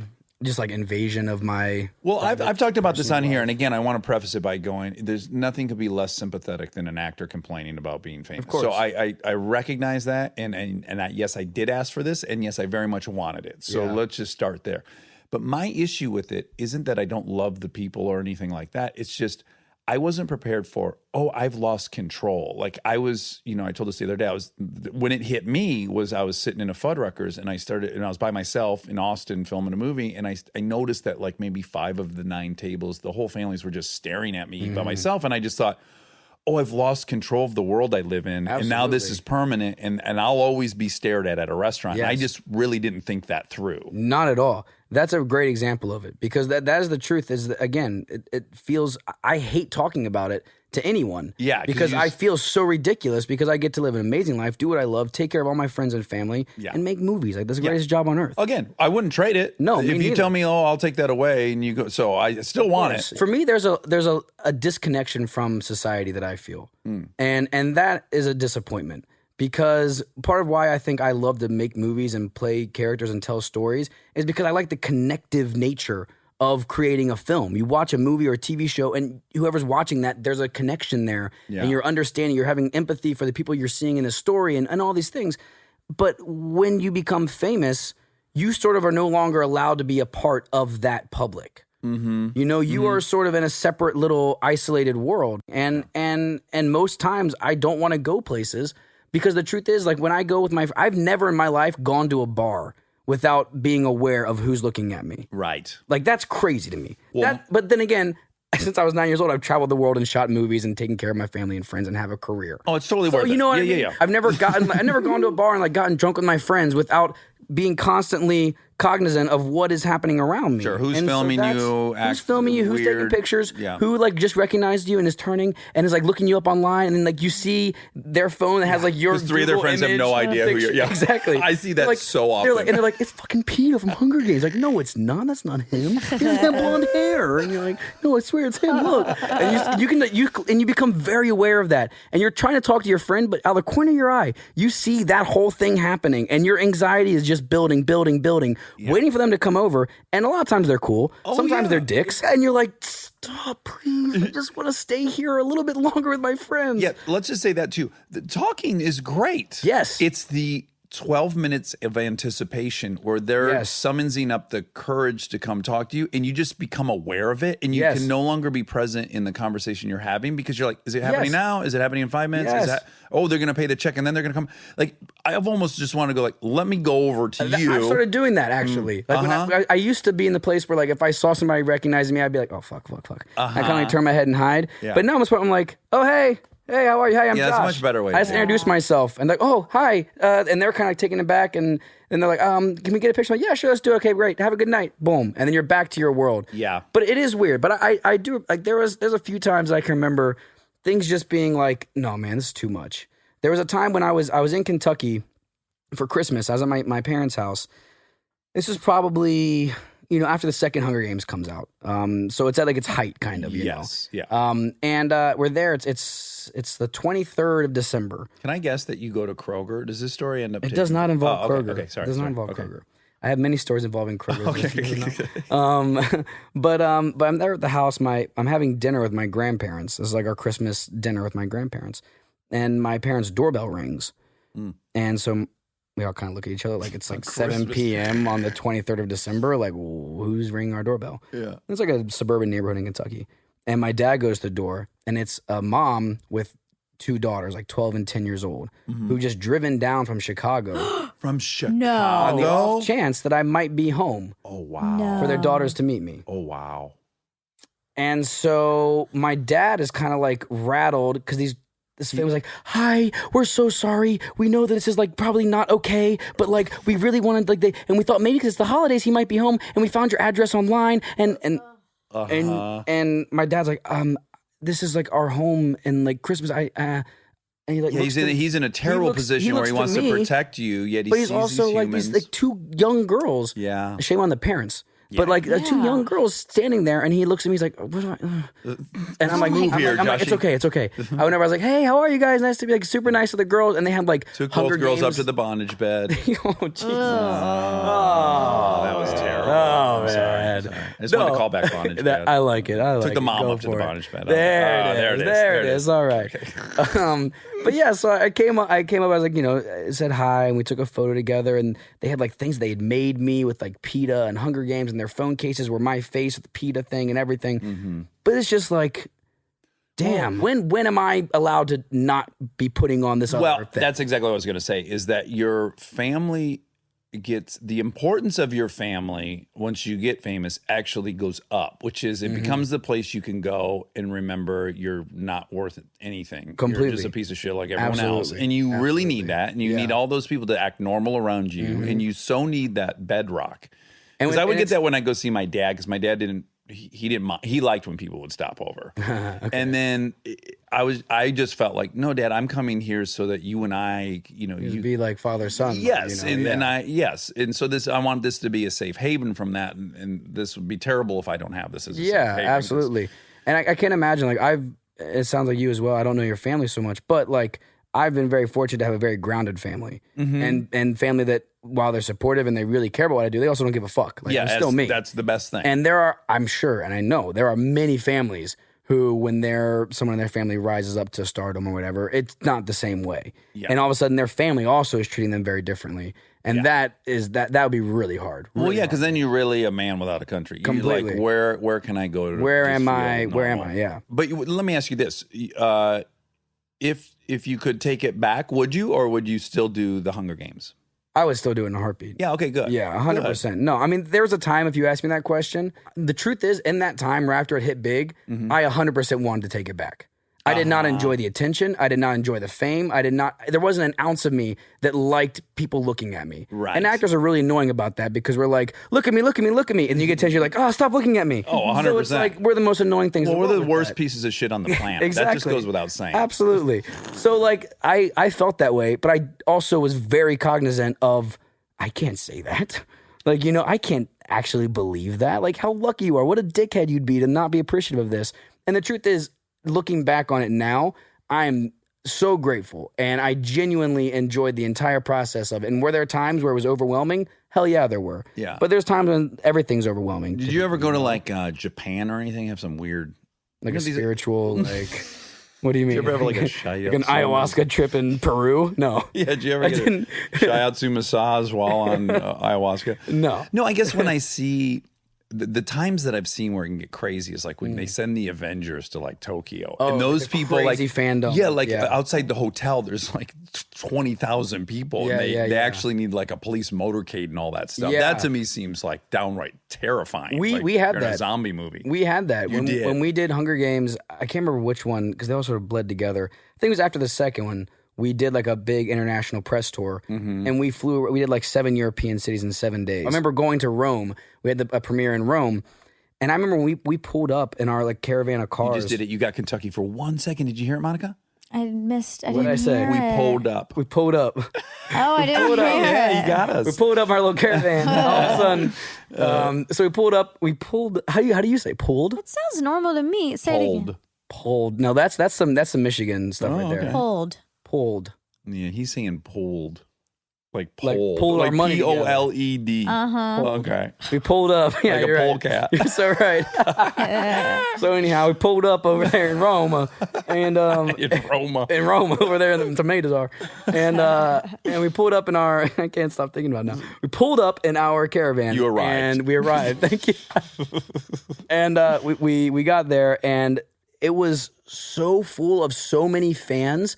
Screaming, crying, signs. They had military police with like machine guns around their backs, holding back barriers that were like about to bust Teenage down. girls. It was It was You were a Beatle. insane. It was like seriously. Me and Jen and Liam again were looking at each other, just like, how the hell? We didn't like, write this Abbey is- Road. Why this is are we crazy. getting this attention? Exactly. Yeah. So it was nuts, man. It was crazy. Yeah. There's some crazy stuff like that. What a wild Yeah. experience. And during that phase, were you at all, because there was probably heightened scrutiny on you and people were following you for the first time and all that, were you thinking like, oh, I've kind of got to keep my life on the straight and narrow because anything could be a scandal?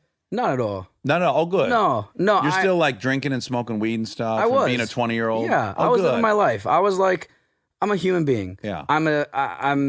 I'm doing what I love. I'm making movies. I'm aware of people. I'm respectful to everyone. Yeah. But I'm not gonna like walk around on eggshells. Like I'm gonna make mistakes. I'm gonna fuck up. Is there a chance that a scandal could have happened at that point? Probably. Right. Like I don't remember. No. Yeah. I was drunk as no. It was. Yeah. I wanted. Did you get it? It didn't go either way. It wasn't a thing where, oh, I'm successful now I'm gonna party like a rock star and go crazy. Yeah. And it didn't go to like, oh my God, I need to like live in like a perfect, because I wasn't like trying to do like a Disney kid, like squeaky clean type reputation, but I also was like, I'm not gonna go out there and party my ass off. Right. I just wanted to do what I wanted to do. What about romantically? Are you nervous, like if you hook up with a girl during that period, she's going to somehow sell that? Or are you suspicious of people who like you during that period? Or is everything there normal? I definitely do remember. Like, I've never really gone on any dates. Okay. I've never gone on dates with people. Like, that's never been something. And I think that part of that has been because I was just like, I don't know if I can trust. I don't trust a lot of people in a big way, Right. And so for me to like even go on, it felt contrived, and it felt like it wasn't going to lead anywhere. I was like, I'll just meet somebody through friends, and if I don't, then I'll just be alone the rest of my life. Okay. And that's kind of like dating was not a question. It was be alone or meet someone some other way, but not like dating people. And so going back 5 years, because you've been with your girlfriend now for 5 years, so you must have met her shortly out, or maybe even I did a before film the with third. her. Of course, What a you surprise. did. Yeah. Fucking Casanova. Yeah, that's me. You're like Marlon I'm like Brando. Castanova. Yeah. Anyways. John Cassavetes Nova. Yeah. We did this Pablo Escobar movie with Benicio del Toro. Why haven't I seen that? Great question. I'm obsessed with Pablo Escobar. Have you ever read the book Killing Pablo? I haven't, by but Mark I've heard. Bowden? I've heard it's really good. Didn't they make that into the film with Narcos? No. Didn't they use Killing Pablo for the Penelope Cruz and Javier Bardem? Is that the name of the movie they did together? Why haven't I seen that either? Killing Pablo. You haven't seen that one? any. For someone who's such a diehard fan. diehard. You just like the idea of Pablo No, Escobar. I read Killing Pablo. I became Okay. obsessed with him. Okay, and then I've watched a okay. couple documentaries about him. Okay. And then, of course, Narcos season 1 was all about Pablo Escobar. Yeah. And I watched the shit out of that. There you go. Okay. There you go. But yeah, we did this movie. It's called Paradise Lost. Oh, so let me Escobar. ask you something. Yes. So you worked with Benicio the Bull, Yes. who, Yes. if I had to pick a single favorite actor alive, I think he might be my pick. He's fantastic. But he's also weird as a motherfucker, right? Is he the most interesting human alive? He's extremely interesting. Extremely interesting. Yeah, I don't know if I worked with somebody that's been quite as unique and a powerhouse as him. Yeah. He is Del Toro. He is like of the the bull. bull. Yeah. Like he is really like the way he approaches every scene and his character and just his general energy is so strong. It's very intimidating. But also once you get like through that layer and you're inside, then you're like a homie. He's also really he's cool. one of these guys I've watched his career, and certainly he has had every opportunity in the world. And I'm blown away. He doesn't seem to be motivated by money at all. Like he clearly he's left so much money on the table by doing he'll act once every 2 years in something that piqued his interest. It's amazing. I don't know what drives him. Yeah. Like, there are a lot of well, I people think you he can look likes at and sex you a can lot. see. I saw this interview with him one time, and they said like, "So we heard that you're dirty," and he goes, "Dirty like Brando." That was his saying. He's like I was rubbing his leg. "Ooh, Yeah. damn, dirty like Brando. That sounds super dirty. God damn. Give me a bath.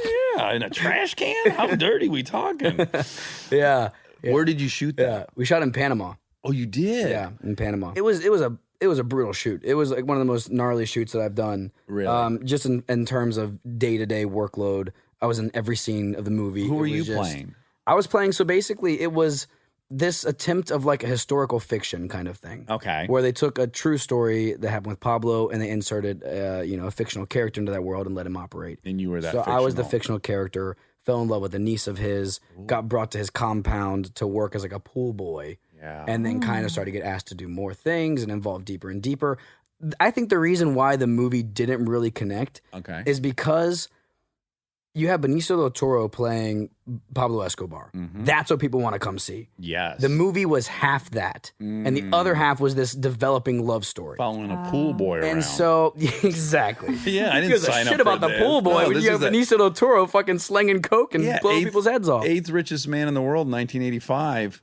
I don't care about some made up pool boy. No, Yeah. this guy's got $8 billion bucks buried around Yeah, town. so I think it kind of landed in that zone of like it didn't quite fulfill the prophecy that it kind of said that it was going to be of being an Escobar movie. Right. But it's a great film. I think it ultimate. really turned out well. So I do got to I got to applaud you because if you won this gal's heart while the bull was around, Oh yeah. you were doing I was a some matador. double time. Yes, you were the matador. Ole. You'd send him in that direction and chat with her. Yeah. No, it But was she had to be a little in love with him, no? I was a little in love with him. Of course, I'm head over heels in love with him. Yeah, I get it. I don't know. She didn't really speak much English. Okay. Oh, It that was helps. her Not really, because he speaks Spanish and I didn't. Oh, okay. Yeah, But that's a double regardless, whammy. it was her first time being on like an American project, and she was really nervous. I was nervous. My first time being a lead in a movie outside of Hunger Games, and so we kind of connected very quickly, just over kind of both of us being a little nervous. She's an angel. She's an angel on earth. And she was like a big Spanish actress? Not really. I mean, No. she's been consistently working in Spain since she was like a young actress, like a kid as well, like 11 years old. Yeah. Like some big Oh my TV God, you guys shows have and the things. same fucking... It's really funny. It's like very similar, but Yeah. also our families. Found the are one human being you can wildly relate different. to. I know, but she's the best. But so we really just especially I don't know, in this world, especially in this town, I have such a love-hate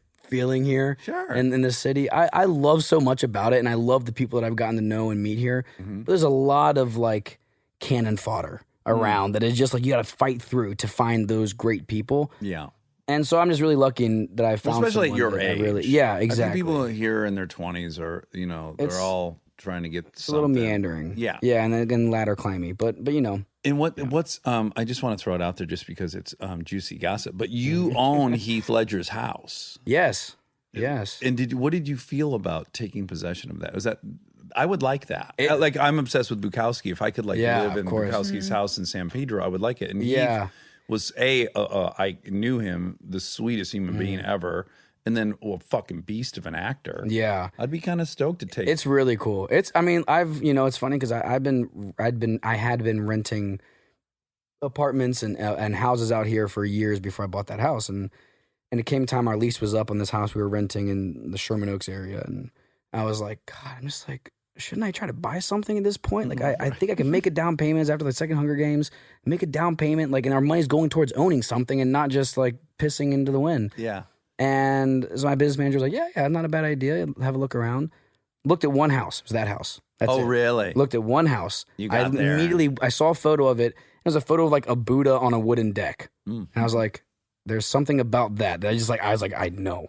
I walked in and the house was like my dream. Yeah. It's not like a mansion, but it's like a Not a huge 2-bedroom, house, but it's a tree house. 1,200 square feet, but it's like it's in the trees and it has like this big outdoor deck, and it has a very, very special energy. And the fact that it was Heath Ledger's house, like it really does have a weight to it that's pretty special. Yeah. It's very zen and it feels right. What is life in Spain like? Is it awesome? Is it as romantic as I imagined? You guys go out to dinners and sit on a sidewalk and drink wine and You're literally nailing it. That's what we do. That's what we do. We have we found this like little apartment. It's so cozy and homey and amazing, and we made it ours. It's in this great neighborhood that has we're right next to like a little square that like every evening the what do you restaurant call the squares? They're not piazzas. That's they're called plazas. plaza. Plaza. A plaza. But you're saying Plaza. plaza. Oh, plaza. Oh, give me that plaza. No, it's just a fucking plaza.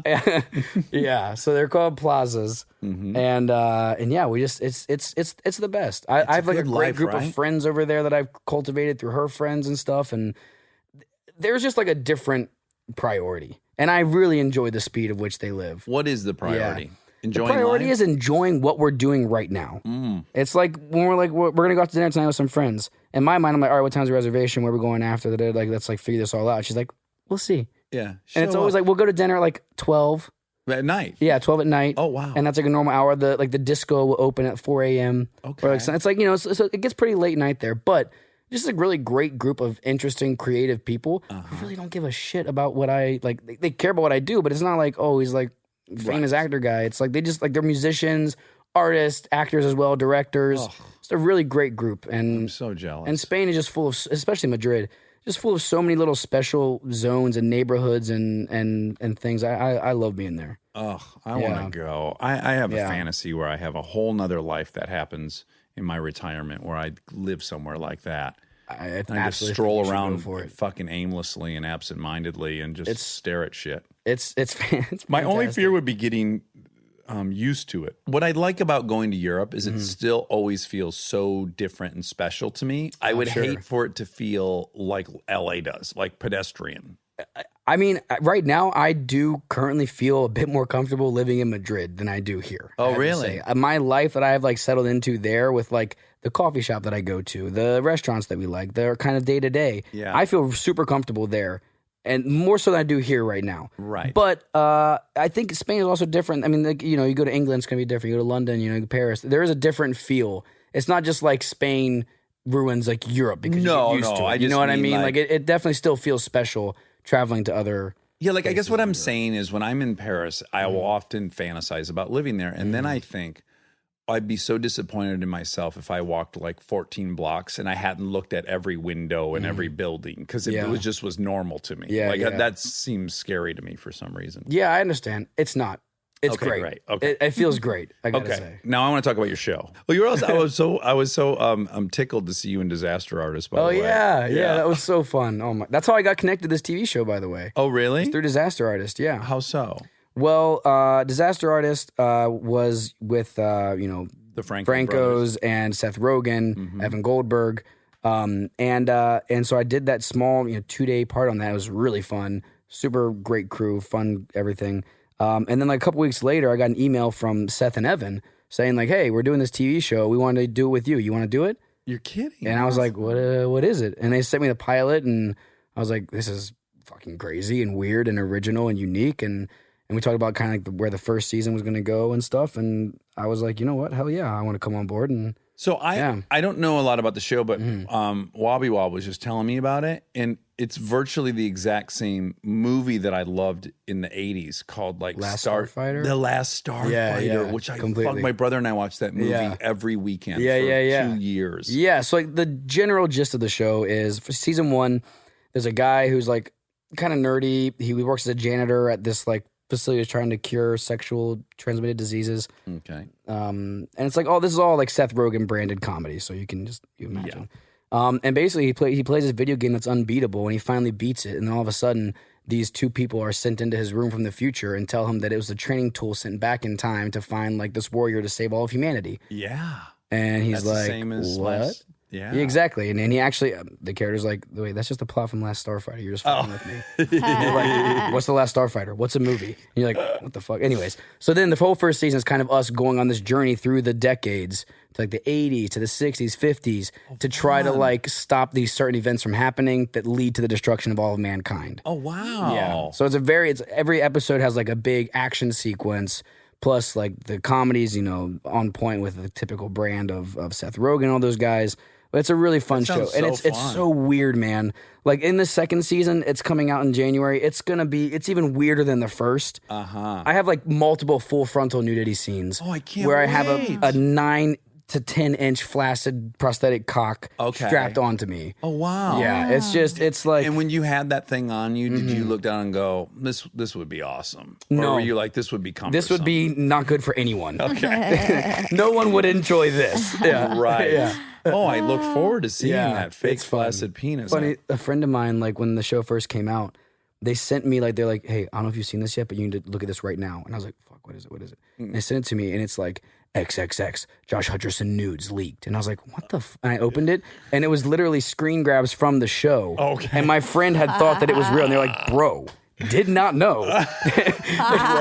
Bro, did not This thing know. is like a Coke can and a foot long. It's like a Coney and a Coke can had a baby. And was it on Hulu? It's on Hulu. Yeah. And did you, I guess because it was those guys calling, you probably didn't go through this mental gymnastics, but were you like, oh, do I want to do TV? Did you have that debate in your head? A little bit, yeah. Yeah. I thought about it. I mean, at that time, like, one of the great things the Hunger Games allowed me to do was to kind of be selective and, kind of step back and really only want to try to take on things that I really wanted to do. So that was great. But at this point, I hadn't really found anything that I really wanted to do. And TV had taken this whole other swing where, like, you had, like, the best actors and directors in the business. Well, can I tell you who gives a Cool. fuck about movies? Exactly. Honestly, That's I get the those thing. screeners last year. I'm like, Yeah, maybe yeah. I like 2 of them. Yeah. And yet I there was 100 amazing hours of Shows. television I consumed. Absolutely. It's a yeah. joke. Completely. So I saw that change, obviously. It was very clear that happened. And then I was like, these guys, like, everything they touch turns to gold as far as their comedy. They're always, like, on the cutting edge. They're always pushing boundaries, making people laugh. And so I was like, you know what? Fuck it. So I signed a 7-year contract. And I was just like, whoa, shit. That's a lot of years, but, Yeah, hopefully that's a it goes TV for a while. contract, Yeah, son. yeah. They only come in one size. Exactly. 7 years. 7 years. They're a good group to get into bed They with, really though. are. Yeah. Yeah, I Good mean, going from bedfellows. disaster artist. Yeah. Yeah, 7-year bedfellows. Oh, yeah. I'll sign that contract. I'm in. Hutchie. We had Seth Where do on I here. sign? It was great. We Oh, did. good. Not to He's a brag, funny but we one. did have Seth on here. Not to He brag. returned my text weirdly, even though he live in Spain? The Hutchie monster. We shot season 1 at Sony. Actually, we were literally shooting right by the Zathura stage. No and I had kidding. so many memories of just being on that lot. Remember when Tim Robbins' son, Jack, I think was his name, was driving like the golf cart around and he was like 15 and he flipped the golf cart and he fucked the golf cart up and then he was bleeding and everything. And I love any other like PA would have been kicked off the set instantly. Yeah, sent back He to got Iowa. to stick around. He got to stick around. Yeah. No, There's you so know, many memories there. he rapped before I ever started. Tim Robbins. Did? Yeah, remember because Oh, we yeah, I shot it in guess. sequence, which Yeah, you never yeah. get to do in It's a true, movie. because they had to destroy the house in sequence. That's right. Yeah. So I only met him at the table read. Okay. That's my sole experience with him. And then remember, little Jonah Bobo threw up at that table read. Oh no! Did? You don't remember this? I don't remember that. Oh my God, this is the cutest thing in the world, Monica. Because so he was, I think he was even younger than 8. I want to say I think he was like 7. Yeah. He was So, pretty young. the point is, he couldn't read. Oh, So he had memorized the whole script. my God! Do you remember this? I do not remember this. Yeah, he was not reading. He was just acting out the whole thing. He had amazing. memorized the whole thing. In the middle of the table read, he's like, I don't feel so good. And then he got up and there was a bathroom inside that conference room we were in. And that little boy went in there and threw up for a while and then came back and finished. Oh my God! Because he was so nervous. I have no idea. I think maybe he had too much coffee on an empty stomach. No, he didn't have coffee, but A big night of partying before. yeah, he had gone to Chateau Marmont the night before. It was in the Jim Belushi Oh, suite. that's so sad. Yeah, it was I did so- not. I don't remember so that. cute. God, this business is brutal sometimes. I know. This poor little 7-year-old, they got like Sony executives like looking at him like all overbearing, and he's throwing up in the bathroom. Oh, man. Memorized a 120-page screenplay at 7 years God. old. Jesus, that's impressive as hell. Yeah. Wow. Well, Josh, I love you. I'm so glad you came in so we too, could man. just see each other. Yeah, So love you nice too, to have my man. prodigal son return Yes. home. Yes. And you're so happy. I'm a little suspicious you're so happy. I really am. You're I not really you am. don't you I'll tell hit the why I'm really serotonin happy. lottery or something? I'll tell you why I'm really happy. I'm really happy because I've discovered directing. Oh, okay. That is genuinely like I was going crazy as just viewing myself as an actor only, and like trying to do some producing and things because like you're so limited and so I love acting and I love playing a character, but you're so limited to only that little vein, and it gets edited, it gets changed, they cut things, they move things, and you're just kind of like as Hitchcock said, like a cattle, you know, and you feel that way, and I started to feel that way, and I was like, screw that. I have more things I want to do. I've been doing music videos. I got a feature coming. Like, so I'm like right now just like thriving off of that and living in Spain and here. All right. Well, I wish you a ton of luck, and I love you, buddy. and I'd love to take you man. for another death-defying ride up to 170. Let's do it. All right. Bye. And now my favorite part of the show, the fact check with my soulmate, Monica Padman. Cause she's fact-checking, check it to see if what Dak says is true for cherries. Come on, money, will you do more than facts? She's a fact-checking. You know what it means to me. Do you recognize that song? Hot-Blooded. By Foreigner. It predates your time on planet Earth by a lot. By a lot? Yeah, by about 20 years, maybe. No. In the 60s? No, 10 years, I guess. Oh. I thought you were born in 2000. You know when I was born. You turned 19 this year. I wish. My whole life ahead of me. You don't wish. I don't wish, actually. No. You're right in the sweet spot, girl. Yeah. You're like making a living. You're on your own. There's a ticking time bomb on my ovaries. Oh, tick tock, tick tock. I don't like that. You don't? What about freezing some eggies? I know, I might. Yeah. Yeah. I'll pay for that. No. Can I offer that to you for the Christmas present I owe you? No, you don't owe me anything. Egg freezing? No. Egg freezing. Freeze them and see. Do you think they're going to be as Vital Farms eggs? Nothing is as vital as Vital Farms eggs, nor will they be nearly as fresh as Vital Farm eggs. But even if you don't freeze them, they won't be because your eggs were made 31 years ago. Oh, that's They're true. old as hell already. Ew, that's true. Dusty. What? Dusty? They're very dusty is Don't what I'm say told. That. That's the rumor on the street. Well, how do we know dusty isn't actually better? You're right. It could be. It could be a very fertile. Maybe the more dust. The more the semen is sealed into that ovum. Maybe. Do you like the word ovum? I do. Sure. I haven't really thought much about it. Do you know the plural of ovum? No, ovum is the plural, isn't No, it? I think ova is the plural. Ova and ovum. By the way, great. That'd be a great 80s new wave band. Ova and ovum. Ova and ovum. Don't you feel like you're dancing in a Swedish nightclub? It feels Greek to me. Oh, it does. Ova and ovum and ovum. Up in ovum. Oh. I'm gonna be there. Over, over. We're just starting the new year off with some songs, staring right right. into my eyes. Can we set that as a 19 New Year's resolution? Uninterrupted eye contact during all singing. Okay. All right. Yes. I already have one that I've been working on. We already talked about it, I think, on here. But I'm going to stop saying I'm so busy as a response. I've done well. We're a few days in. I've done Any well. cheats? No. Oh, good. No. Good, good, good. Well, at the first day, when people would say, "How are you?" I would say, "Well, my New Year's resolution is to say." So I was qualifying a little, but now I've been good. Right. Yeah, and a couple times I've said, 'cause mine's to stop complaining. Yeah. I have said a couple times, well, I'm not going to complain in 2019, so it was fine. Like they'll ask about, does that still count? What is that? I think it's halfway. I think you're not complaining, but you're measures of- telling people that things are a Not- little off. A little off. And actually, it's worse because Oh. then people are like, "Well, just say what it is." No. Half measures availed us nothing. That's what they teach us. Well, these things start slow. They do. But remember, we were going to do jars for each other? Oh, right. Yeah, I don't think I've warranted an actual $500 contribution yet to Okay. the jar. Okay. Neither. And I haven't, I'm not going to say which brand, but I have stopped consuming a certain beverage that may or may not cause cancer. I'm on day 4 of that. And And I'm then, proud of you for that. no, I haven't had any chewing tobacco either in 4 days. Really proud of you for that, too. Look, I'm going to stick with it, but life's just not as fun when you don't put a little of that sweet, sweet Goo nectar in your between the teeth. cheek and gum. Put a pinch between the cheek and gum. I just disagree. It's disgusting. Yeah? You won't get any pushback from me on that. No. Yeah. But I know it made you happy. What would you think was grosser? You knew that once a day I I licked Lola's asshole, Oh. or 10 times a day I put a little pinch between the cheek and gum. Which one do you think is grosser? Well, obviously, I think Lola's asshole is grosser. Okay, but probably not cancer causing though. Licking Lola's asshole. Yeah, but just a gross factor. Mm-hmm. Yeah. Definitely the dog is grosser. Yeah. Okay.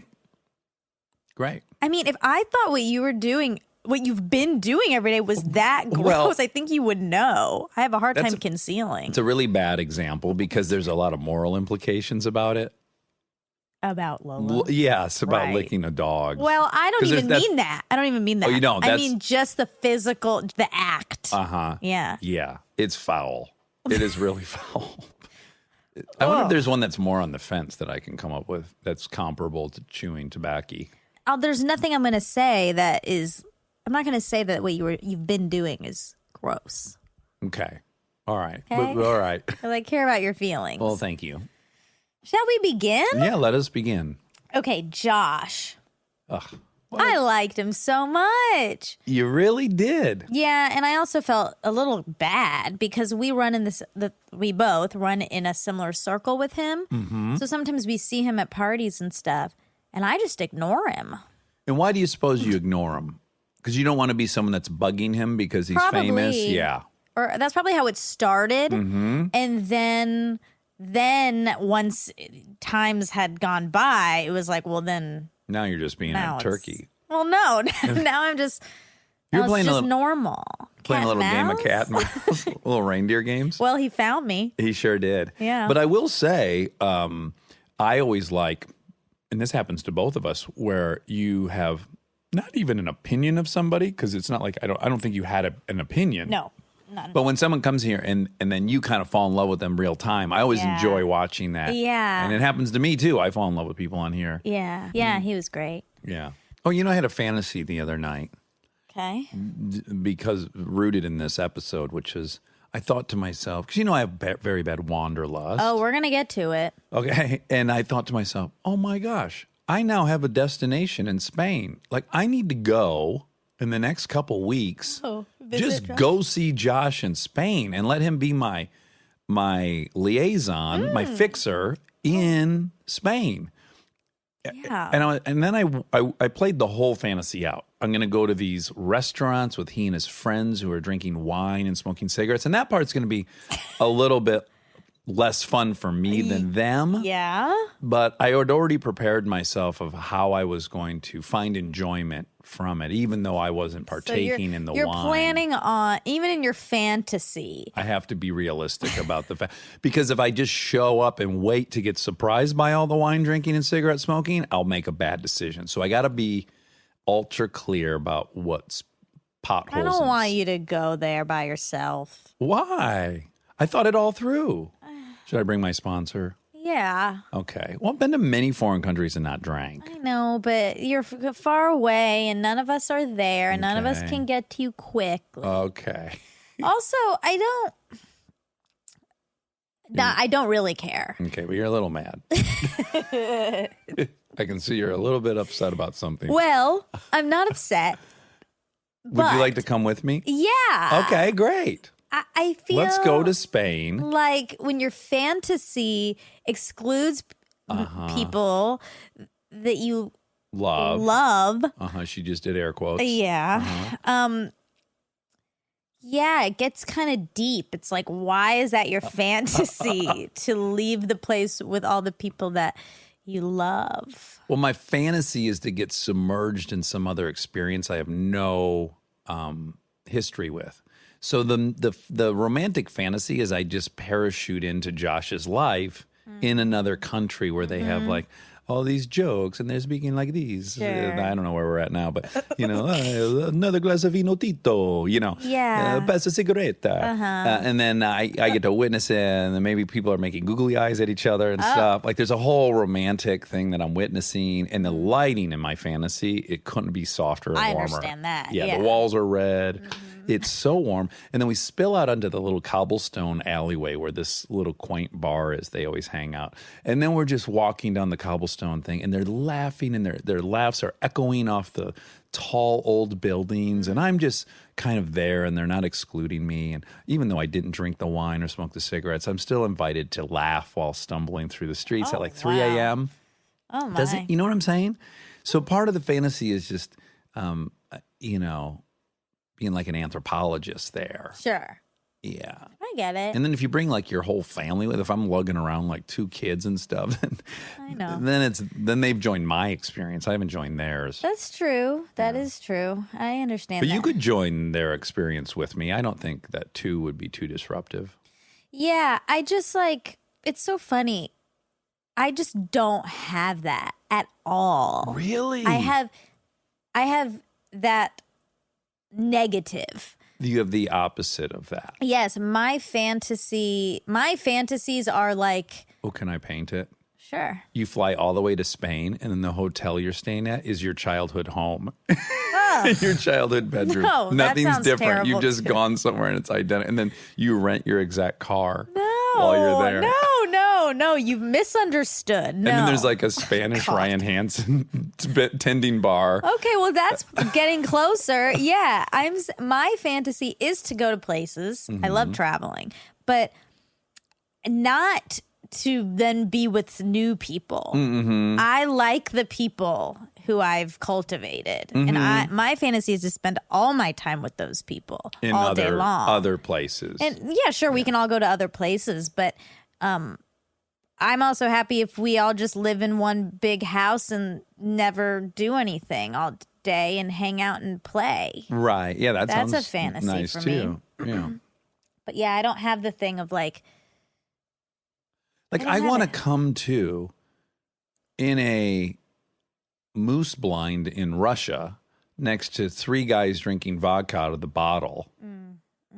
in Arctic gear. Okay. I just want to like open my eyes and be there. Yeah. In I get and it. feel very out of place. I want to feel very Oh. out of place, and then I want to learn to integrate myself and adapt and assimilate. Well, I spent my whole life doing that, You're a so champion. I don't need to. That's not part of my fantasy. That's true. That is interesting. Maybe that's part of it. Yeah. You want what you didn't have. Yeah, that makes sense. Okay. Okay, we haven't even gotten to one fact. Jesus. Well, we missed each other. I know. We And did. you were gone for quite a while, too long, some would argue. Mm-hmm. And but you have this superstition where you must start the new year with your grandparents, right? That's theirs. Oh, That's okay. their superstition. Well, it's nice if you do abide. My grandfather's superstition was if you start the new year with these people, you'll end the new year with them, Mm-hmm. Oh, that's nice. which is nice. And then now we need to do that. Right, Now sure. it feels okay. So there was almost a fight. Oh, okay. Okay. I knew if I scratched deep We didn't. enough, It didn't go. It didn't go all the way, but the table was set. yes, right as the new year was turning. Because my grandfather is very old now. Very. And Like 100 and something? Or? no, I'm sorry. He's actually not that old. He's like 87 or 88, which is Okay. old. Yeah. But he is looking and is behaving very A little older. elderly. Yeah.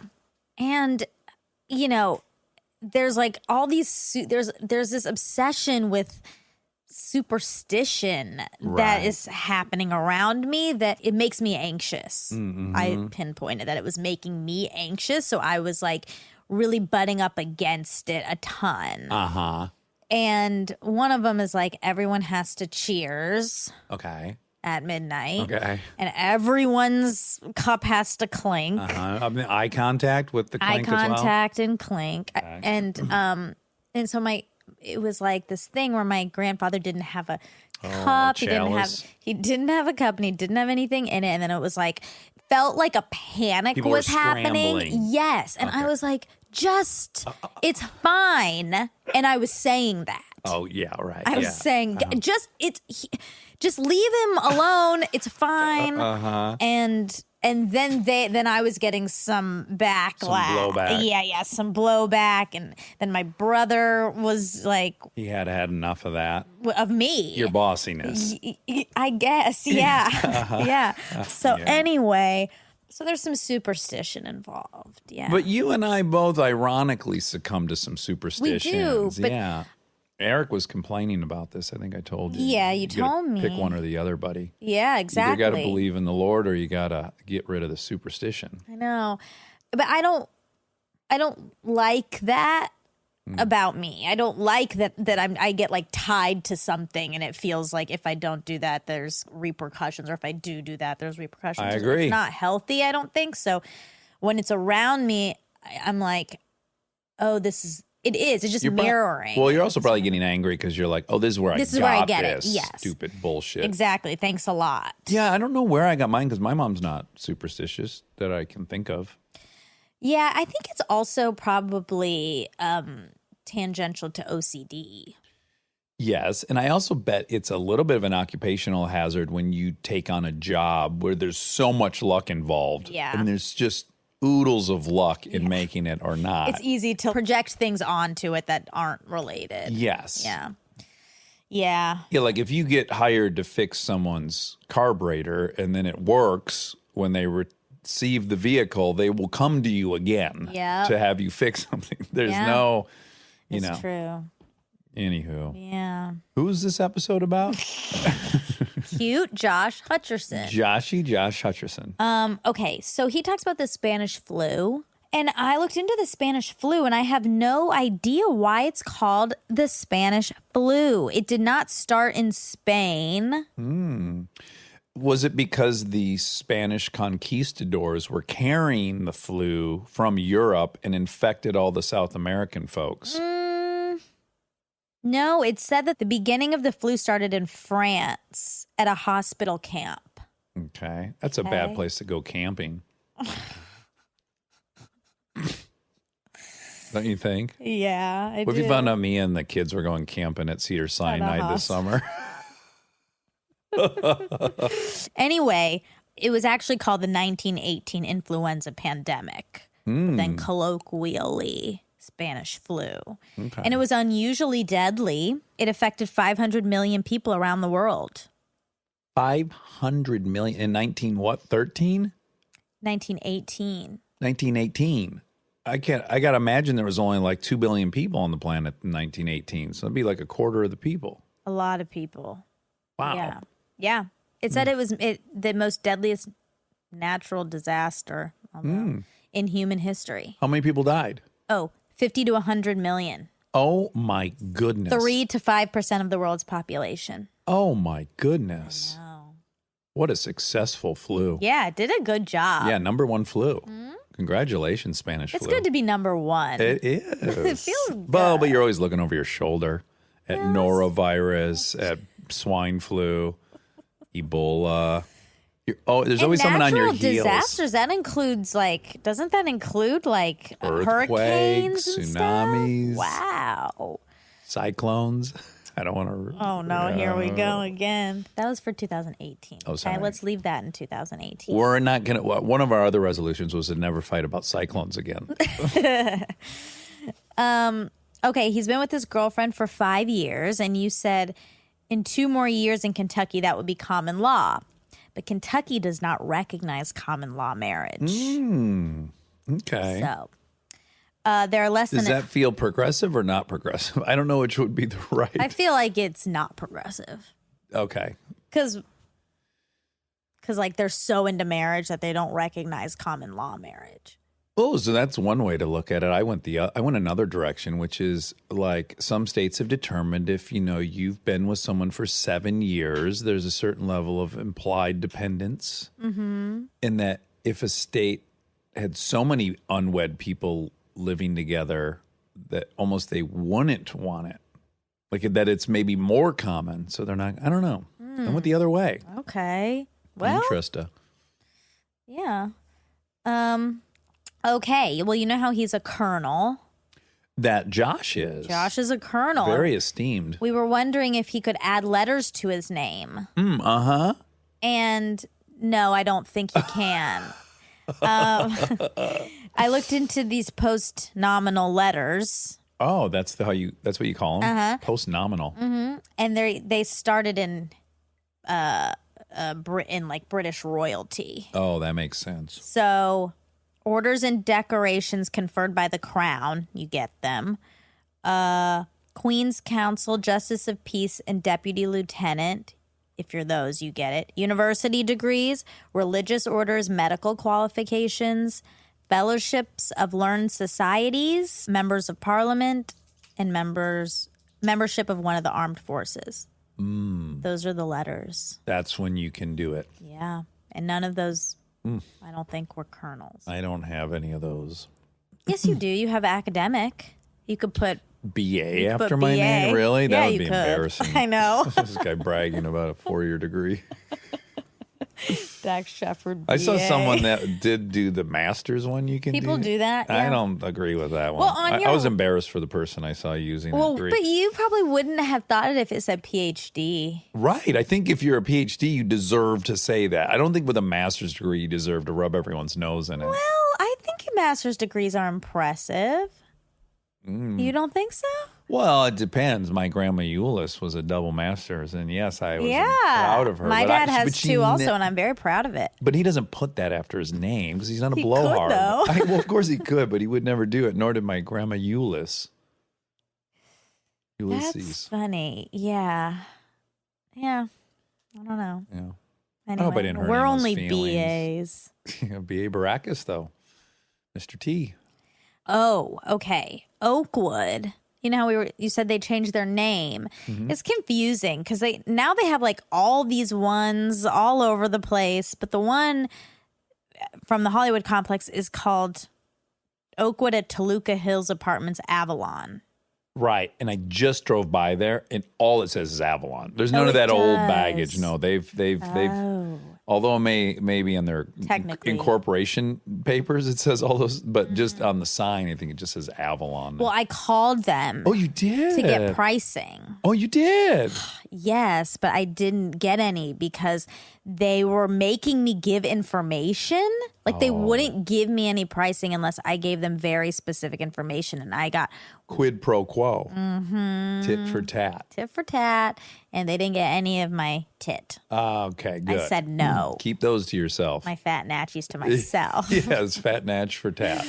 Yeah, no, I was like, can you just tell me a general price before I was like, I was lying to him. I was like, I'm just thinking about my options and I feel like you find yourself in the position I find myself in all the time, where it's like I'm trying to maintain the moral high ground, but it starts with that I'm lying to them, and yet I'm offended that they want my info. Yes. I also felt like a detective. Like I felt like a Veronica Mars when I was on the phone with them. It was kind of fun, but I wouldn't have been a good Veronica Mars because I was starting to panic. Well, but that was your first time.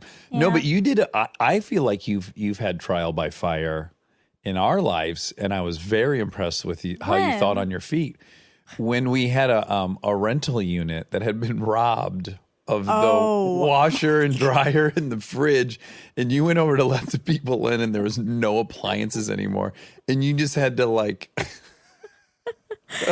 come up with some crazy story of why there were no appliances, and they had just seen it a week before, and there were appliances. I totally forgot about that. I was so impressed. That's one of the times where I thought, oh yeah, she can be in the rob a bank team with me. Yeah. Oof.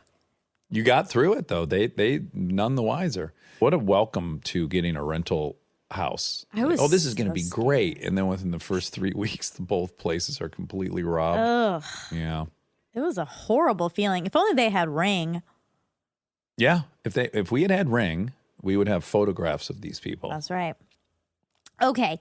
Anyway, so I don't know how much the Oakwoods cost, unfortunately. Okay. But if you want to know, you'll have to call and you'll have to give them a lot of information. Social security number, medical history. How many? How long? Ken Jennings. Ken Jennings won Jeopardy 74 games in a row. I think you thought it was more. I did. I thought it was like 150 or something. Yeah, 74. The streak netted him winnings of more than $2.5 million.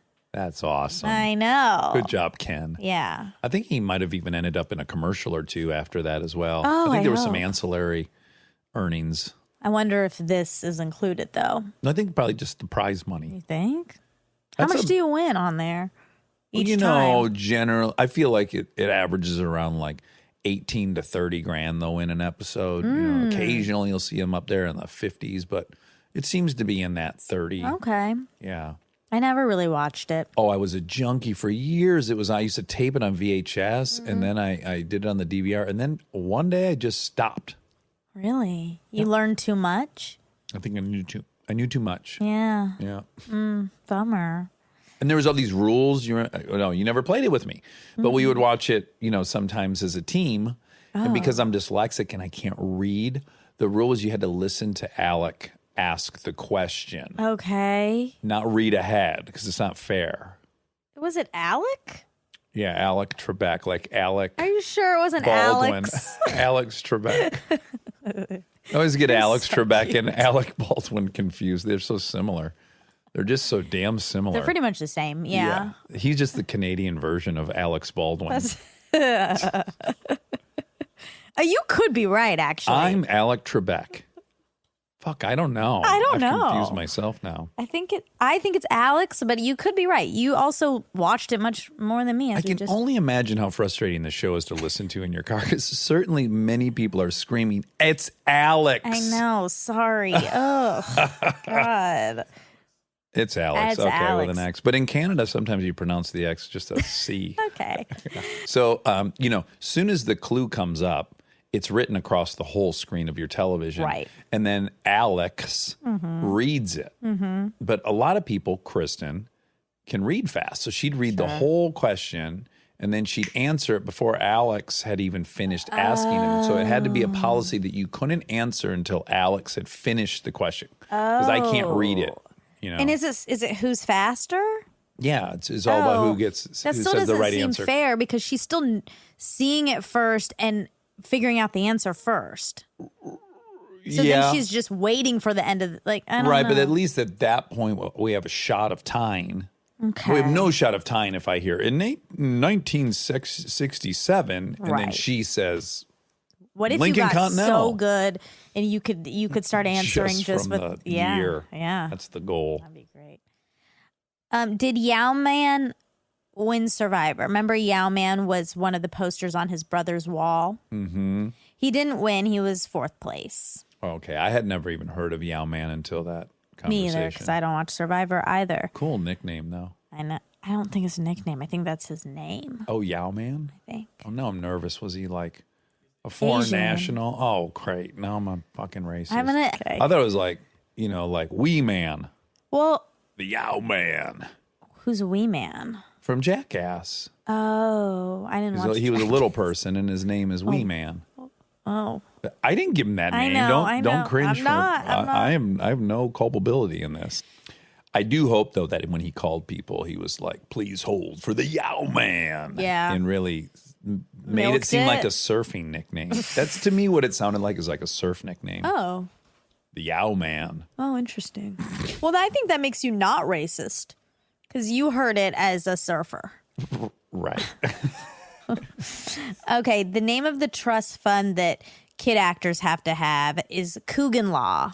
I don't know why I can't remember that, because I we have know. Steve Coogan's a name we know. Right, and we already did this on Mila's fact check. We already talked about this. I bet we'll do it again. I'm sure we will. We'll do it We're again. not learning. I mean, we're That's just the not. hard truth. That I know. Okay, so you said freezing to death is a peaceful way to go. yeah. And I did find some evidence of that. Some accounts of almost freezing where you like slowly fall into a coma, so it's like not painful. And that some people report of like states of bliss and stuff. But I thought I'd go through the stages to Stages. freezing to death. Oh, great. Okay. Yeah, then if it's happening to you, you can at least know where you're at in the process. Exactly. I'm on stage 4. Okay, 2 more to go. Okay, next is Helps I you. have to pee. Okay, so 1 is blood flow to your capillaries constricts. Okay. Because in cold temperatures, your body prioritizes keeping your internal organs warm. So blood flow in your capillaries, which is close to the surface of your skin, constricts, and blood flow to the vital organs increases. So sometimes your extremities are even colder. Right, it's pulling all the blood from your outside. We call that distal Oh, in distal. biology. All your distal areas, it's pulling all the blood from there and putting it inside. You just got annoyed that I said distal. No, I didn't. You can't slide one thing past me because I don't break eye contact, so I know exactly what's I didn't going get on. annoyed. I didn't get You're annoyed. like, oh, it here wasn't we that you go. said distal. I know. It was that you said in biology. Oh, of course. Well, who wouldn't be mad?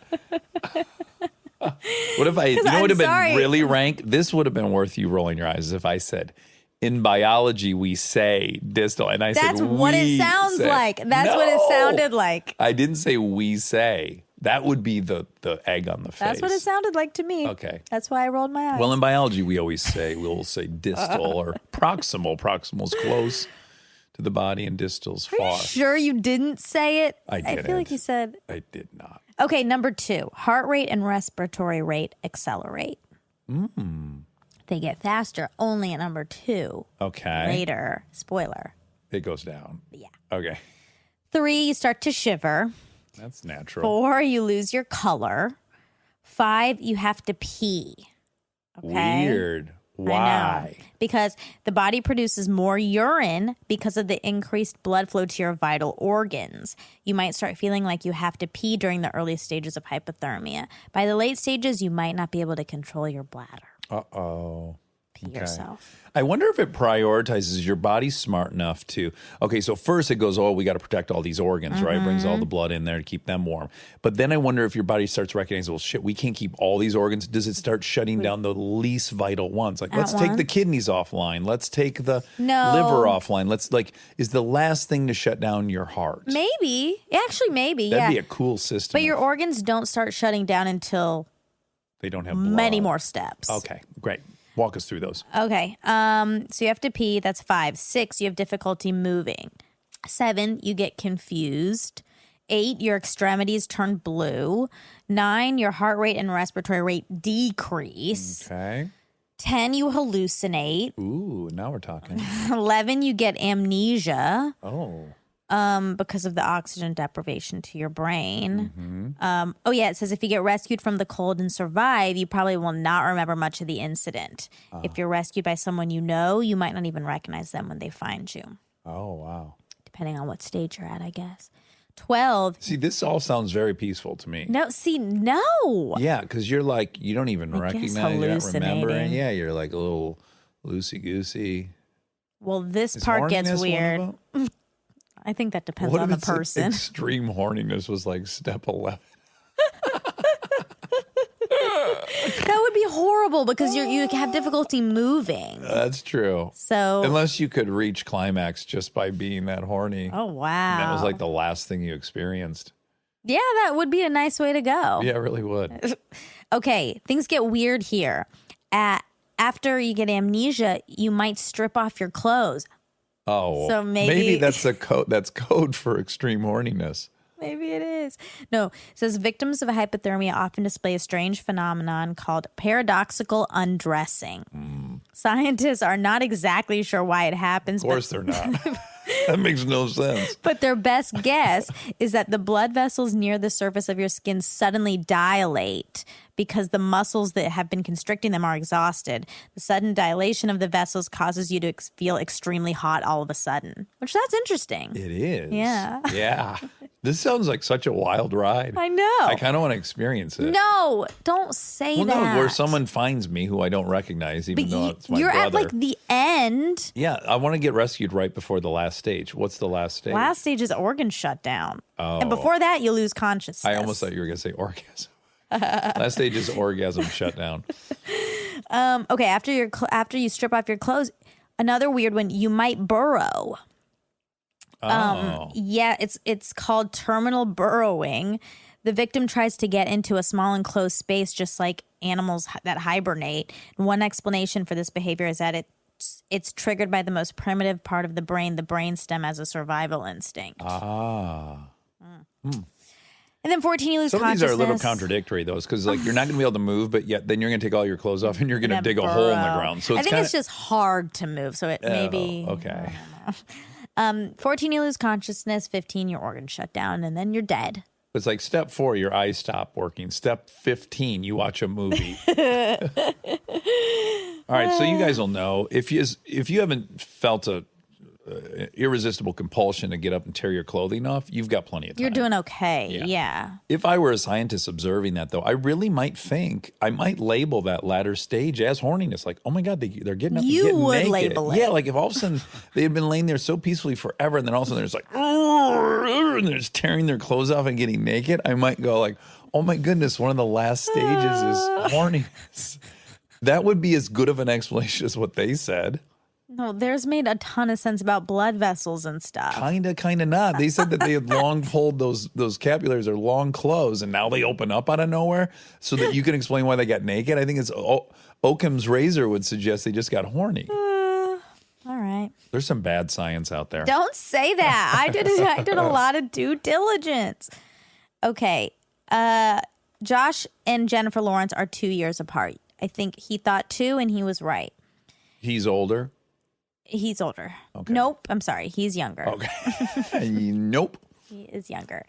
Zathura made, we probably already talked about this on a previous episode, but just in case, Zathura made 29 million domestic, 64 worldwide. I mean, is it that bad?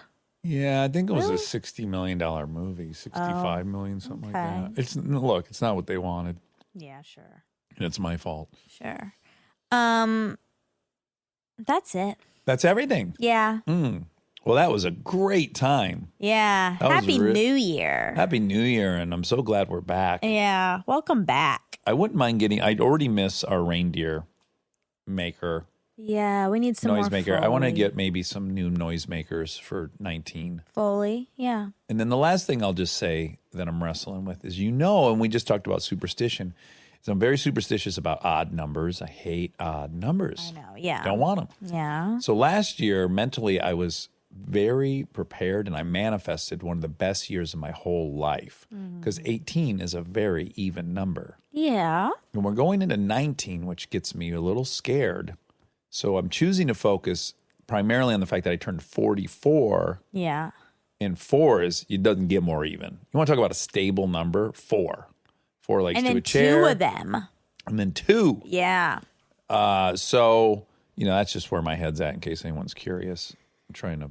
It's also funny how these things, like, they're so contagious. Like, I know that about you, and I don't have that, but then I had it. For a minute.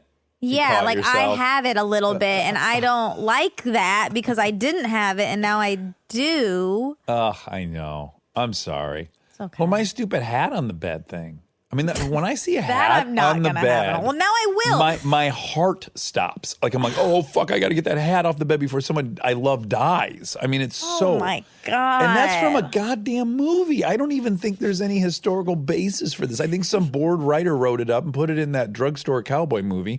And now my brother and I both have that. Ay, ay, ay. It's bad. Well, and I will say, just we can end on this, that since I was saying my family has a lot of superstition and a lot of them on New Year's Day, and one of them is that you can't spend money. They shouldn't spend money on New Year's Day. Right. And at one point, I just decided I'm spending money today. It's Right. okay. I'm going to do it. Yeah. And I did it. And look. everything's great. Yeah. So it's okay these things are not real. Yeah. Just, okay? They're not real. I love you. I love you, Rob. Welcome back. So happy to be back. Love you guys.